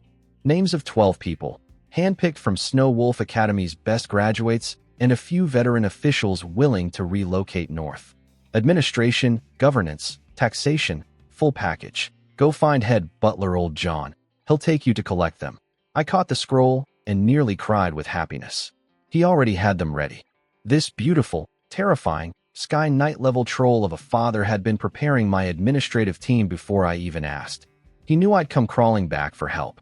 He just wanted to watch me beg first, because apparently psychological warfare is how this family shows love. "Thank you, Father. Calm down. You look ridiculous." He was trying to scowl, but his eyes were doing that warm, crinkly thing that dads do when they're secretly thrilled. "As for food, don't come crying to me. Go find your brother Fletcher. That kid's sitting on enough grain to feed the entire Snow Wolf family through a 5-year war. He's the biggest grain merchant in the north, backed by our family and your grandfather, the Grand Duke. His warehouses make my castle look small. Yes, sir, Fletcher. Third bro. The walking Costco. Already on my list. Now get out of my study." Dad waved me off like a fly. "Go see your mother. She's been worrying about you nonstop." And his tone shifted. Heavier. More careful. "Make time to pay respects to your grandfather." I straightened up. Grandfather. The family's ultimate weapon. "Don't blame the old man for not sending gifts when you left," Dad said quietly. "He's the anchor of the entire Snow Wolf clan. Every move he makes is watched by the royal family, other noble houses, branch families, everyone. Even the tiniest show of favoritism could trigger political chaos. His position demands absolute neutrality. He has to stand above it all." I nodded seriously. "I understand, Father." And I did. Grandfather isn't just strong, he's an epic tier peak knight. Only 100-something years old, which for someone at his level means prime of life. The kingdom's royals and every major power fear him, because he could break through to legendary tier at any moment. If that happens, he'd be the first legendary knight outside the royal family and the 5 founding dukes in the kingdom's entire history. That kind of potential makes you the most watched, most analyzed, most politically constrained person alive. He can't just hand his favorite grandson a care package.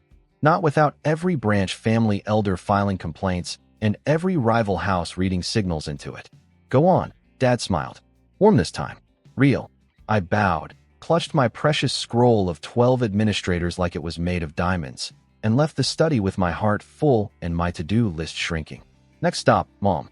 I walked deeper into the castle toward the Frost Moon Tower, Mom's personal magic sanctum. The closer I got, the more the air changed. Clean. Cold. But not the hostile cold of the northern wastes. More like the refreshing chill of a mountain spring. Ice element magic saturating every molecule. The tower door, made of glowing magical crystal with starry rune patterns flowing across its surface, opened by itself as I approached. It sensed me, because of course my mother's tower has family recognition built into its security system. Inside, a completely different world. Warm air with a hint of flowers. The space was way bigger than the outside suggested. Spatial folding magic, obviously. Silver moon pattern carpets. Walls with a jade-like glow. The ceiling wasn't even solid. It was made of flowing liquid moonlight energy, bathing everything in soft, dreamy light. Magical plants with ice blue flowers bloomed in the corners, their petals dusted with tiny diamond-like frost crystals.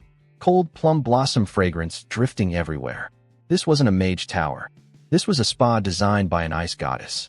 "Ron?" A voice like moonlight on snow floated down from the spiral staircase. Mom descended.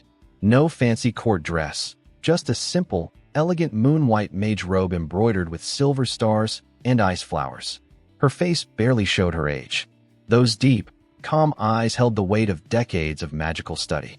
silver-white hair flowing loose over her shoulders, with actual tiny ice crystals twinkling at the tips. She radiated the quiet, immense power of a half-step Magus Lord, warm but absolutely impossible to ignore.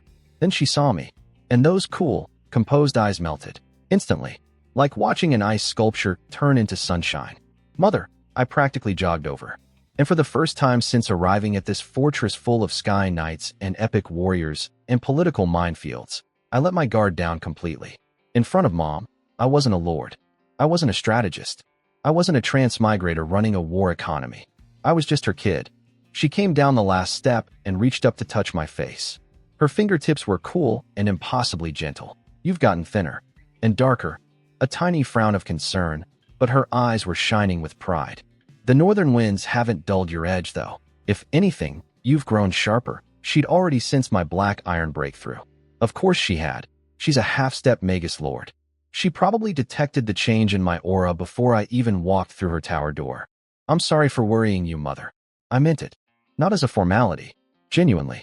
This woman dropped 200,000 gold coins on me without blinking, arranged military backup through Uncle Andre, and probably spent every night since I left scanning the northern horizon with her magic, making sure her baby was alive. Dad shows love through tests and shoulder slaps that could dislocate joints.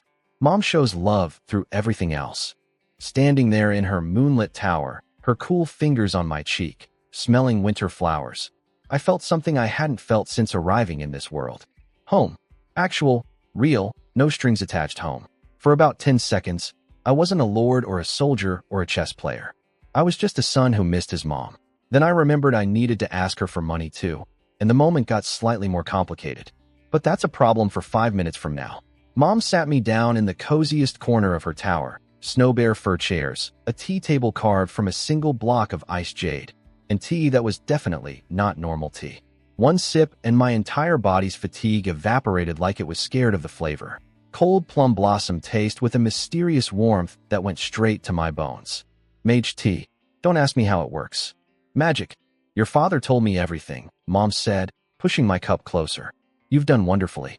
Cleared threats, expanded territory, built a remarkable force. She didn't ask about the 10 gold rank mystery knights. Didn't probe. Just let that knowing look in her eyes say, I see everything, and I'm choosing not to interrogate you. Half-step Magus Lord energy. She could probably scan my entire territory from here if she wanted to. What do you need, dear? I laid it all out. Dad's handling administrators, 12 people, already prepared. Food goes through Fletcher. But population, I need a lot of serfs, fast, and I don't have the connections to source thousands of people on short notice. Mom smiled. The kind of smile that says, watch me solve your problem before you finish describing it. Leave the serfs to me. Your grandfather just finished suppressing a rebellion. Thousands of prisoners and displaced people, nowhere to put them. I'll send word. He can redirect at least 5,000 directly to Kanglan domain. Mixed quality, but reliable source, no screening needed. Transport. My Frost Moon Trading Company's caravans will handle delivery. 5,000 people. Delivered. For free. By Mom's personal merchant fleet. I shot out of my chair and bowed so deep I almost touched my knees. Thank you, Mother. Silly boy. Sit down. She waved me off like I was being dramatic, which I was, but 5,000 free settlers deserve some drama. Remember, no matter where you are or what you face, your mother will always be your strongest support. She sipped her tea, gazed out at the falling snow, and added, with a softness that had razor blades hidden inside it, my child is building an empire on the frontier. The least his mother can do is clear a few obstacles. A few thousand serfs? Barely worth mentioning. And that's when I truly felt it. Beneath the gentle voice and the flower-scented tower and the moonlit everything, my mother is a weapon. A half-step Magus Lord who runs a private trading company, commands a legendary magic tower, and can casually rearrange 5,000 human lives with a finger flick and a telepathic message. The soft exterior is real. So is the iron underneath. We talked for a long time after that. She asked about everything, daily life, battles, territory building, what I ate, whether I was sleeping enough. Mom questions. The kind that make you feel like a kid again no matter how many orcs you've killed. Sitting in that warm tower, drinking impossible tea, listening to my mother's gentle voice while snow fell outside the windows, I let go. Fully. All the tension, the planning, the constant vigilance of running a frontier territory. For 1 hour, I was just her son, and it was the best hour I'd had since reincarnating. Then I left, and everything got heavy again, because my next visit was to grandfather, Noel Windsor, the family's ultimate existence. The man even Dad, a Sky Knight, treats with reverence. His quarters weren't some fancy bedroom. They were in the deepest, most restricted section of Snow Wolf Fortress, the Hall of Ancestors. Getting there required walking a long, silent corridor lined with portraits of dead Windsor heroes and their trophy weapons. The air got heavier with every step. My black iron aura? A birthday candle in a hurricane. Again, the door at the end was made from a single slab of star meteorite iron. No decorations except one deep claw mark, like something enormous had tried to tear it open, and a single, simple snow wolf relief. Understated. Terrifying. 2 guards flanked the door. Dark, gold runic heavy armor. Auras so deep and murky they felt like standing next to a black hole. Snow Wolf Imperial Guard, the family's absolute elite. They scanned me with eyes like frozen scalpels, confirmed I was allowed, and let me pass without a word. The door slid open silently. Ancient air rushed out. The smell of deep time, like walking into a cave that had been sealed since the world was young. The Hall of Ancestors was vast. Ceiling so high it felt like looking at a night sky. Black basalt floor polished to a mirror. Dim blue magical crystals on the walls providing just enough light to make the whole space look like a glacier under moonlight. At the far end, not a throne, a massive weapon rack made from some unknown black metal. And on it, scattered in seemingly casual arrangement, dozens of weapons. A cracked greataxe still radiating killing intent. A crystal greatsword flowing with ice blue light. A spear wrapped in dark crimson lightning patterns. An ancient tower shield covered in the scars of 1,000 battles. Every single weapon hummed with terrifying energy. Each one was a legendary artifact that had probably ended wars and killed kings. And grandfather just left them on a rack, like coats on hooks. This wasn't a bedroom or a study. This was a shrine to violence, history, and the absolute pinnacle of martial power that one family had accumulated over 1,000 years. And somewhere in this hall, the strongest man in the entire Snow Wolf dynasty was waiting for me. My black iron aura seed was already trembling. My palms were already wet. Dad was scary. Grandfather was something else entirely. Epic tier peak knight. Over 100 years old, but in his absolute prime. So powerful that the royal family stays awake at night worrying about him. Because any day now, he could break through to legendary. A tier so rare that only founding duke bloodlines and royals have ever reached it. I straightened my back, swallowed hard, and walked deeper into the hall. Time to meet the real boss of this family. There he was, standing with his back to me, in front of a weapon rack that looked like a museum of things that have killed legendary creatures. My grandfather, Noel Windsor. And let me tell you, if Dad's aura was a hurricane, grandfather's was the ocean. Not crashing waves, not dramatic storms. Just infinite depth, quiet, ancient, absolutely, fundamentally incomprehensible. He wasn't even big. Thin, actually, wearing a faded gray linen training outfit that looked like it had been washed 1,000 times. Silver white hair hanging loose, just standing there like a statue. But looking at his back made my soul want to crawl under a rock and hide. This wasn't pressure like Dad's Sky Knight aura. This was something older, purer, like staring at the concept of power itself. He didn't feel like a person. He felt like a piece of the universe had decided to stand upright and pretend to be human. A walking mountain, a breathing history book, a quiet apocalypse choosing not to happen. My black iron aura seed, it didn't tremble. It surrendered, just went limp inside me like it was playing dead, hoping the predator wouldn't notice. Grandfather, I forced the word out through a throat that wanted to seal shut, bowed as deep as the formal family greeting required, and prayed my legs wouldn't give out. He turned around. His face wasn't old. That was the weird part. Chiseled jawline, healthy thin skin, only a few deep lines around the eyes and mouth. Less, elderly patriarch, and more, ageless warrior who's been fighting since before your country existed. Over 100 years old, and he looked 50. Epic tier longevity is no joke. But his eyes, dear God, his eyes. Imagine looking into a hole in reality. That's what they were. Deep as the end of the universe. Still as ice that's been frozen since the world began. Yet somehow containing enough power to rip the sky apart and boil mountains into soup. When they landed on me, I felt everything I'd ever been. Every thought, every secret, every hidden system panel. Get X-rayed, cataloged, and filed in about half a second. I have literally never felt more seen in either of my lives. Ron, his voice wasn't loud, slightly hoarse, even, but every syllable vibrated directly inside my soul like a tuning fork made of law itself. You went to the border. Not a question. A statement. He already knew. Yes, grandfather. I'm developing Kanglan Domain. Kanglan Domain. He repeated it like testing the weight of a pebble. Frozen wasteland. Monsters everywhere. Trolls, orcs, goblins. And deeper things, sleeping. You killed the trolls. Slaughtered the orc tribe. Again, statements. Not impressed. Not angry. Just acknowledging facts with the enthusiasm of someone reading a grocery list. Yes, using power that appeared suddenly. I see. Down my spine. His gaze went through me. Past my body. Past my brain. I swear it landed directly on the system itself. That invisible panel floating in my consciousness that only I should be able to perceive. For one horrible second, I was absolutely certain this man could see it. But he didn't ask. Didn't press. Just looked away.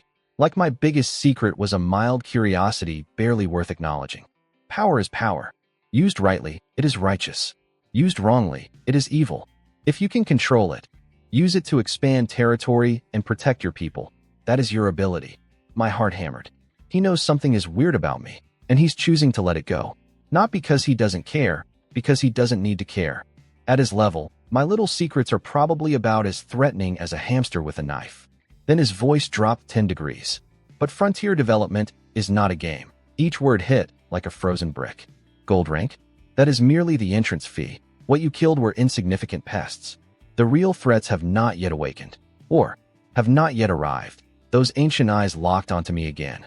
A needlepoint of sharpness hidden in the cosmic stillness. Your foundation is shallow. Your strength is laughable. Today's victory is a candle in a gale. Do not let small profits blind your eyes. And do not die too early. No praise. No, well done. No pat on the back. Just a bucket of ice water dumped on every ounce of confidence I'd built over the last month. The gold rank cataphracts I was so proud of, insignificant pests, to him. My territory victories, small profits, my black iron breakthrough, not even worth mentioning. In the eyes of an epic peak knight who could solo entire armies, everything I'd accomplished was a child's first finger painting. And yet, buried under all that ice and contempt, I heard it, faint as a heartbeat under snow. Something that wasn't quite warmth, but was definitely investment. Don't die too early. That wasn't just a warning. That was a command. From a man who doesn't waste words on things he doesn't care about. He wouldn't bother telling me to survive if he'd already written me off. That sentence, cold, brutal, completely devoid of comfort, was grandfather's version of, I'm watching you, and I expect you to become something. I will remember your teachings, grandfather. I bowed again. Deeper this time. Meaning every millimeter. He looked at me. Into me. Those bottomless eyes flickered. Just once, so fast I almost missed it, with something. Recognition? Approval? A fraction of a degree less indifference? Then he turned away. Back to his weapons. Back to silence. Back to being a piece of eternity pretending to be furniture. Audience over. I backed out slowly. Step by step. Eyes down. Not turning around until I was past the threshold. The meteorite iron door sealed shut behind me. I collapsed against the corridor wall. My entire back was drenched in cold sweat. Heart going like a machine gun. Legs made of wet paper. I stood there gasping for a full minute, staring at the ceiling, processing what just happened. My father is a sky knight. He scared me. My grandfather is an epic peak knight one step from legendary. He made me feel like I didn't exist. And somewhere in that terrifying encounter, he gave me the coldest, most brutal motivational speech I've ever received. Everything you've done is nothing. Everything you've fought is nothing. The real dangers are still out there. Get stronger or die. Thanks, Grandpa. Very inspiring. I'll be having nightmares about your eyes for the next month. But he's right. Gold-ranked cataphracts feel invincible in my little corner of the frontier. In the bigger picture, they're mid-tier at best. The system's troop, trees go higher. My personal level needs to climb much faster. And whatever's lurking in the deep north, the things grandfather called, not yet awakened, I need to be ready. I clenched my fists. The fire in my chest burned hotter than ever. Kanglan Domain's rise hasn't even started yet. And now I have a new goal beyond building an empire. Get strong enough that next time I stand in that hall, grandfather's eyes show something other than indifference. Challenge. Freaking. Accepted. Half a month at Snow Wolf territory. I moved like a man possessed, checking boxes off my list at maximum speed. Box 1. Administrators. Old John the head butler had all 12 people ready and waiting, just like Dad promised. What a lineup. A mix of fresh-faced academy graduates with fire in their eyes and grizzled veteran bureaucrats who'd spent decades in the trenches of governmental paperwork. The young ones had ambition. The old ones had, I've seen every possible way a tax system can go wrong, energy. Perfect combo. I met with them briefly. No long speeches. No inspirational monologues.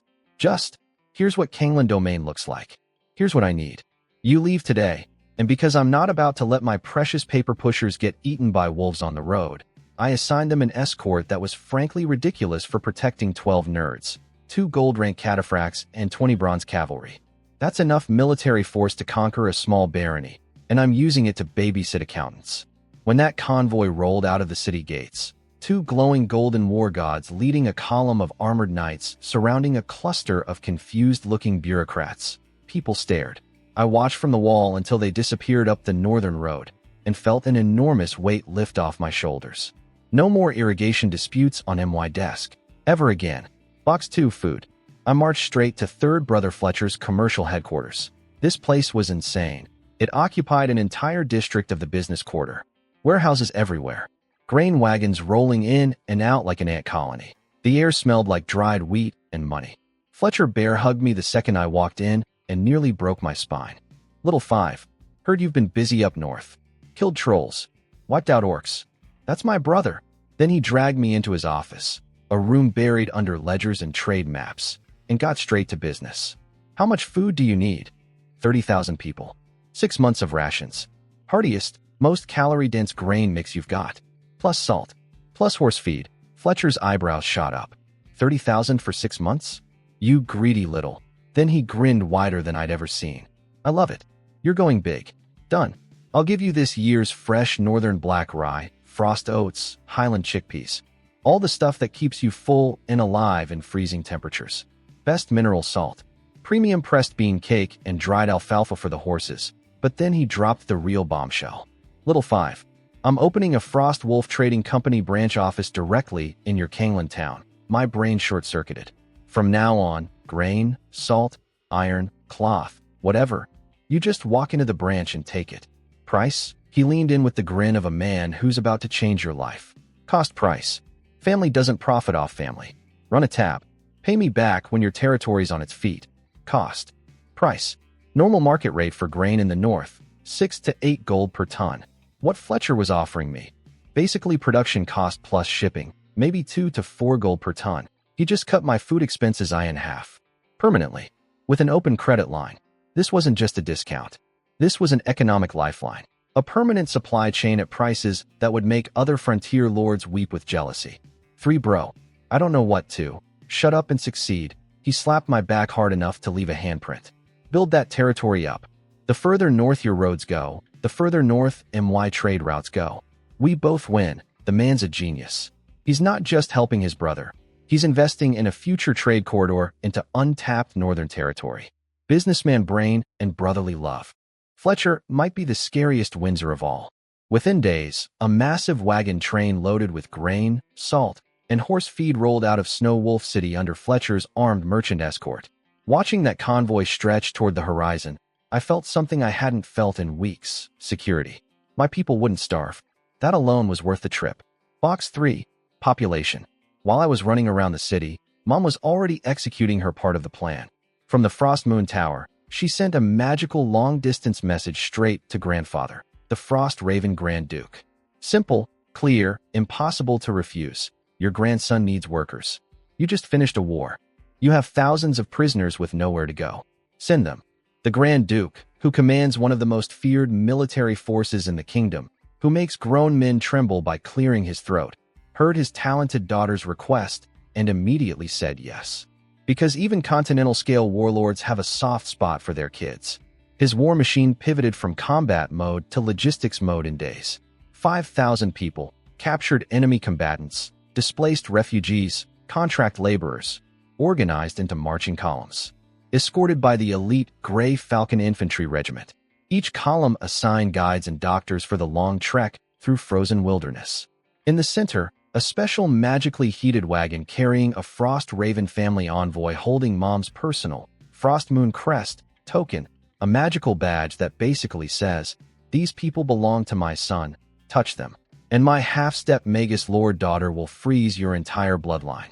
This gray river of humanity, 5,000 strong, stretching for miles, marched north under Frost Raven banners, through snow and wind, toward Kanglan Domain. Back at base, Martin had already gotten Mom's advance message. The man was on it. Cleared land near the main road. Built emergency shelters. Stockpiled food and firewood. When the column appeared on the horizon, the whole camp erupted. "They're here. Lady Windsor's reinforcements have arrived." Martin's Rether Guard soldiers lined up in 2 corridors at the camp entrance. Armored, disciplined, imposing. Not to threaten the newcomers, but to show them. This territory has order. This territory has strength. You're safe here. The Frost Raven envoy dismounted, presented the Frost Moon token, completed the formal handover. Martin accepted it with deep respect. 5,000 pairs of hands. 5,000 backs that could dig mines, clear fields, build walls, and farm food. The new arrivals shuffled into camp, exhausted, scared, confused. But the soldiers treated them firmly and fairly. Registered, counted, given a spot in a shelter.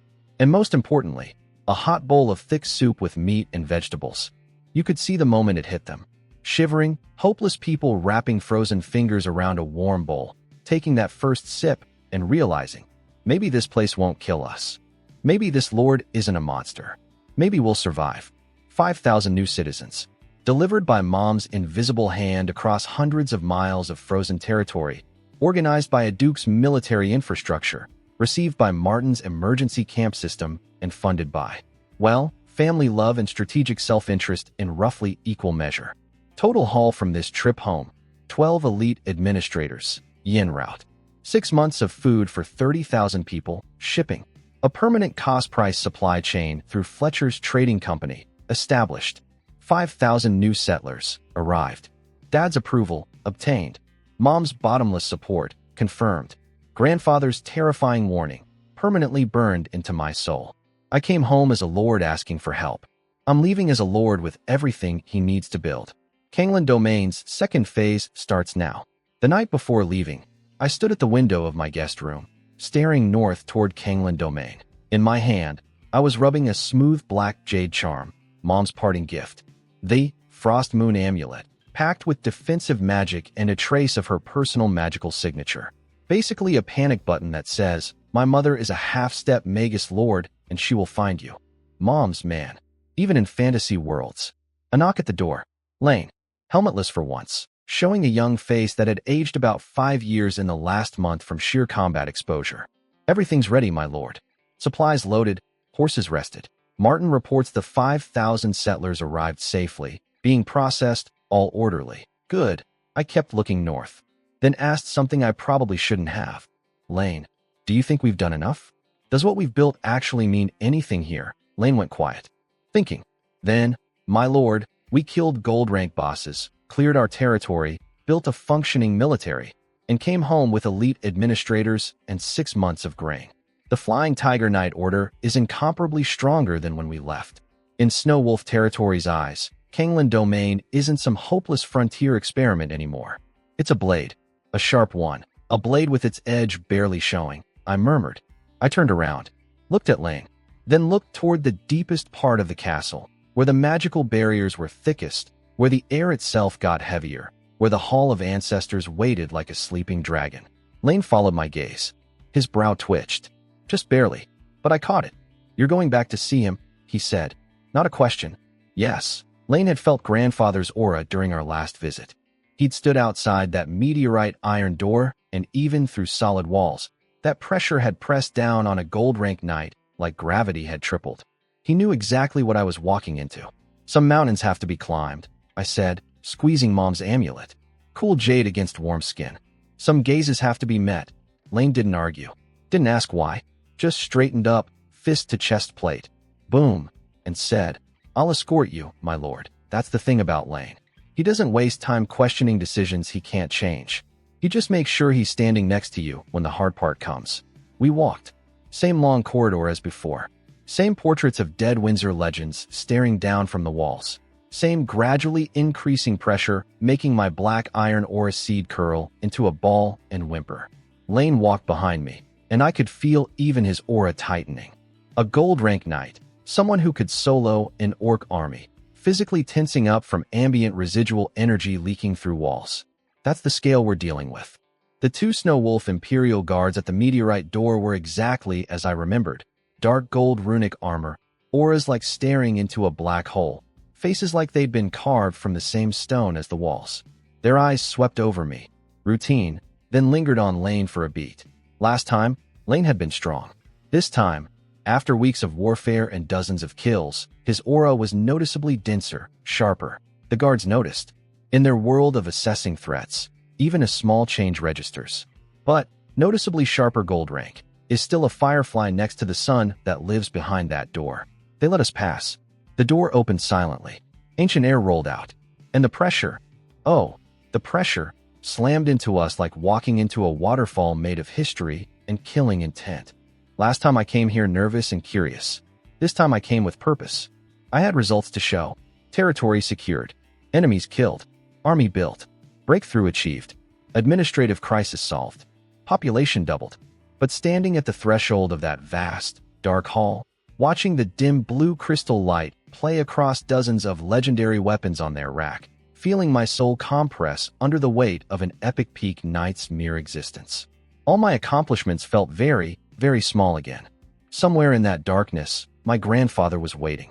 The man who called gold rank enemies insignificant pests. The man whose silence carried more weight than most people's screams. The man who told me, "Don't die too early," like he was commenting on the weather. I took a breath, squeezed the jade amulet one more time, and walked in. Because here's what I've learned in 1 month of being a frontier lord. Comfort zones are where ambition goes to die. The only way to grow is to stand in front of things that terrify you and refuse to look away. Grandfather is the most terrifying thing I've ever encountered. Which means he's exactly what I need. The door opened. The ancient abyss air hit us. Round 2 with grandfather. Lane stepped in behind me and immediately almost collapsed. His entire body locked up. His gold rank aura, the same aura that makes entire monster armies run screaming, started shaking like a leaf in a tornado. Sweat erupted across his face. His jaw clenched so hard I could hear his teeth grinding. A gold peak knight, struggling to stand. Just from being in the same room as my grandfather. Not even targeted pressure. Just the man's passive existence leaking out like radiation from a magical nuclear reactor. I was doing better than last time, honestly.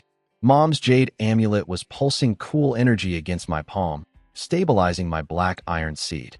Still felt like trying to breathe underwater, but at least my legs worked. Grandfather turned around. Those impossible eyes, like looking into the death of stars, scanned me first, then slid past to Lane. "Gold rank peak," grandfather said, his voice rumbling through Lane's soul like tectonic plates shifting. "Foundation is acceptably solid. You honor me, sir." Lane managed to squeeze out while every atom in his body was screaming for mercy. Then grandfather did something unexpected. He chuckled, a low, unreadable sound that could have meant anything from amusement to a death sentence. "I don't know why you serve my grandson. I don't care where you came from." His gaze pinned Lane like a butterfly on a board. "As long as you're loyal to my blood, to this wolf pup who's wandered out of the den, your past is irrelevant." Then the temperature dropped to absolute zero. But the pressure spiked. Not gradually, instantly. Like someone dropped a mountain on Lane's shoulders. He crashed to his knees on the black obsidian floor. Thud. Sweat pouring off him like rain. His bones audibly groaning. His gold rank aura flickering like a dying light bulb. "If I ever learn you harbor even half a thought of betrayal against this family or this wolf pup," grandfather leaned forward.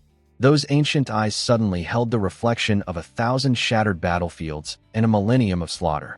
A killing intent so dense it had weight poured out of him. The concentrated murderous legacy of the entire Windsor bloodline. The Snow Wolf's fangs have already torn apart countless fools who overestimated themselves. Their screams still echo in the northern wind. "You would not want to be the next, would you?" I watched Lane, my strongest warrior, my gold-rank commander who deletes orc chieftains in 15 seconds, kneeling on the floor, drenched in sweat, 1 inch from passing out, being threatened by a man who could erase him from existence with a thought. Grandfather, I stepped forward, physically putting myself between the pressure wave and Lane. My voice came out sharper than I intended, but absolutely steady.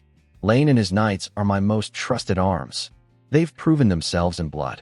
Please, trust your grandson's judgment. Grandfather's eyes shifted to me. That frozen gaze wavered. Just a flicker, barely perceptible. Then the pressure vanished. Gone.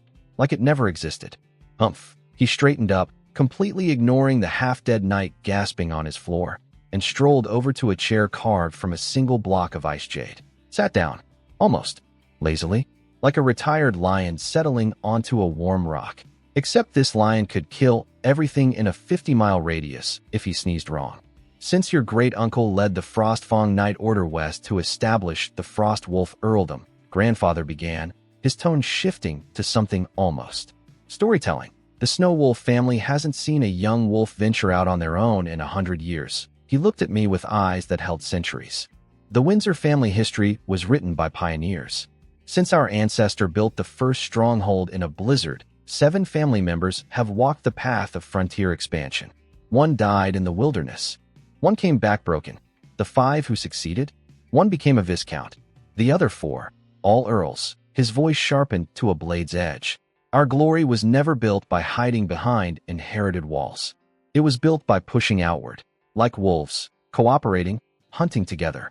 Internally, we may argue, we may compete, but claws and fangs never touch the pack's own bones. Then his voice became something ancient and terrible. But if any outsider dares covet what's ours, or harms even one of our blood, the Snow Wolf response comes like an Arctic blizzard. Unstoppable, unforgiving. Until the enemy understands the price in bone and blood. Grandpa looked back at me. Still sharp, still piercing, but now with something underneath. Not warmth exactly, but acknowledgement. You, Ron Windsor, lit the first signal fire on frozen ground in 1 month. You proved this was an impulse. You have some measure of a pioneer's potential. Then he dropped the real payload. Therefore, your second grandfather and I have decided to grant you formal family support. My heart stopped. First, 1 finger raised. The family will station an Earth Knight permanently in Kangland Domain. Your guardian. The family's representative. Experienced, loyal, capable of holding your rear and deterring any threat. An Earth Knight. Tier 6. 1 full tier above gold. The kind of warrior who can reshape battlefields single-handedly. Assigned to me. Permanently. Second finger. Once you've established sufficient infrastructure, towns, farmland, capacity, the family will begin organized, continuous migration of settlers from Snow Wolf territory to your domain. The first wave. No fewer than 2,000 households. 2,000 households. At 4 to 5 people per household, that's 8 to 10,000 additional citizens. A massive population injection that would nearly double my territory's workforce. Grandfather saw the barely contained fireworks going off behind my eyes and added with characteristic deadpan. Compared to your great-uncle, who marched west as a Sky Knight with 1,000 elite Frostfang Knights. This support is admittedly modest. Thanks, Grandpa.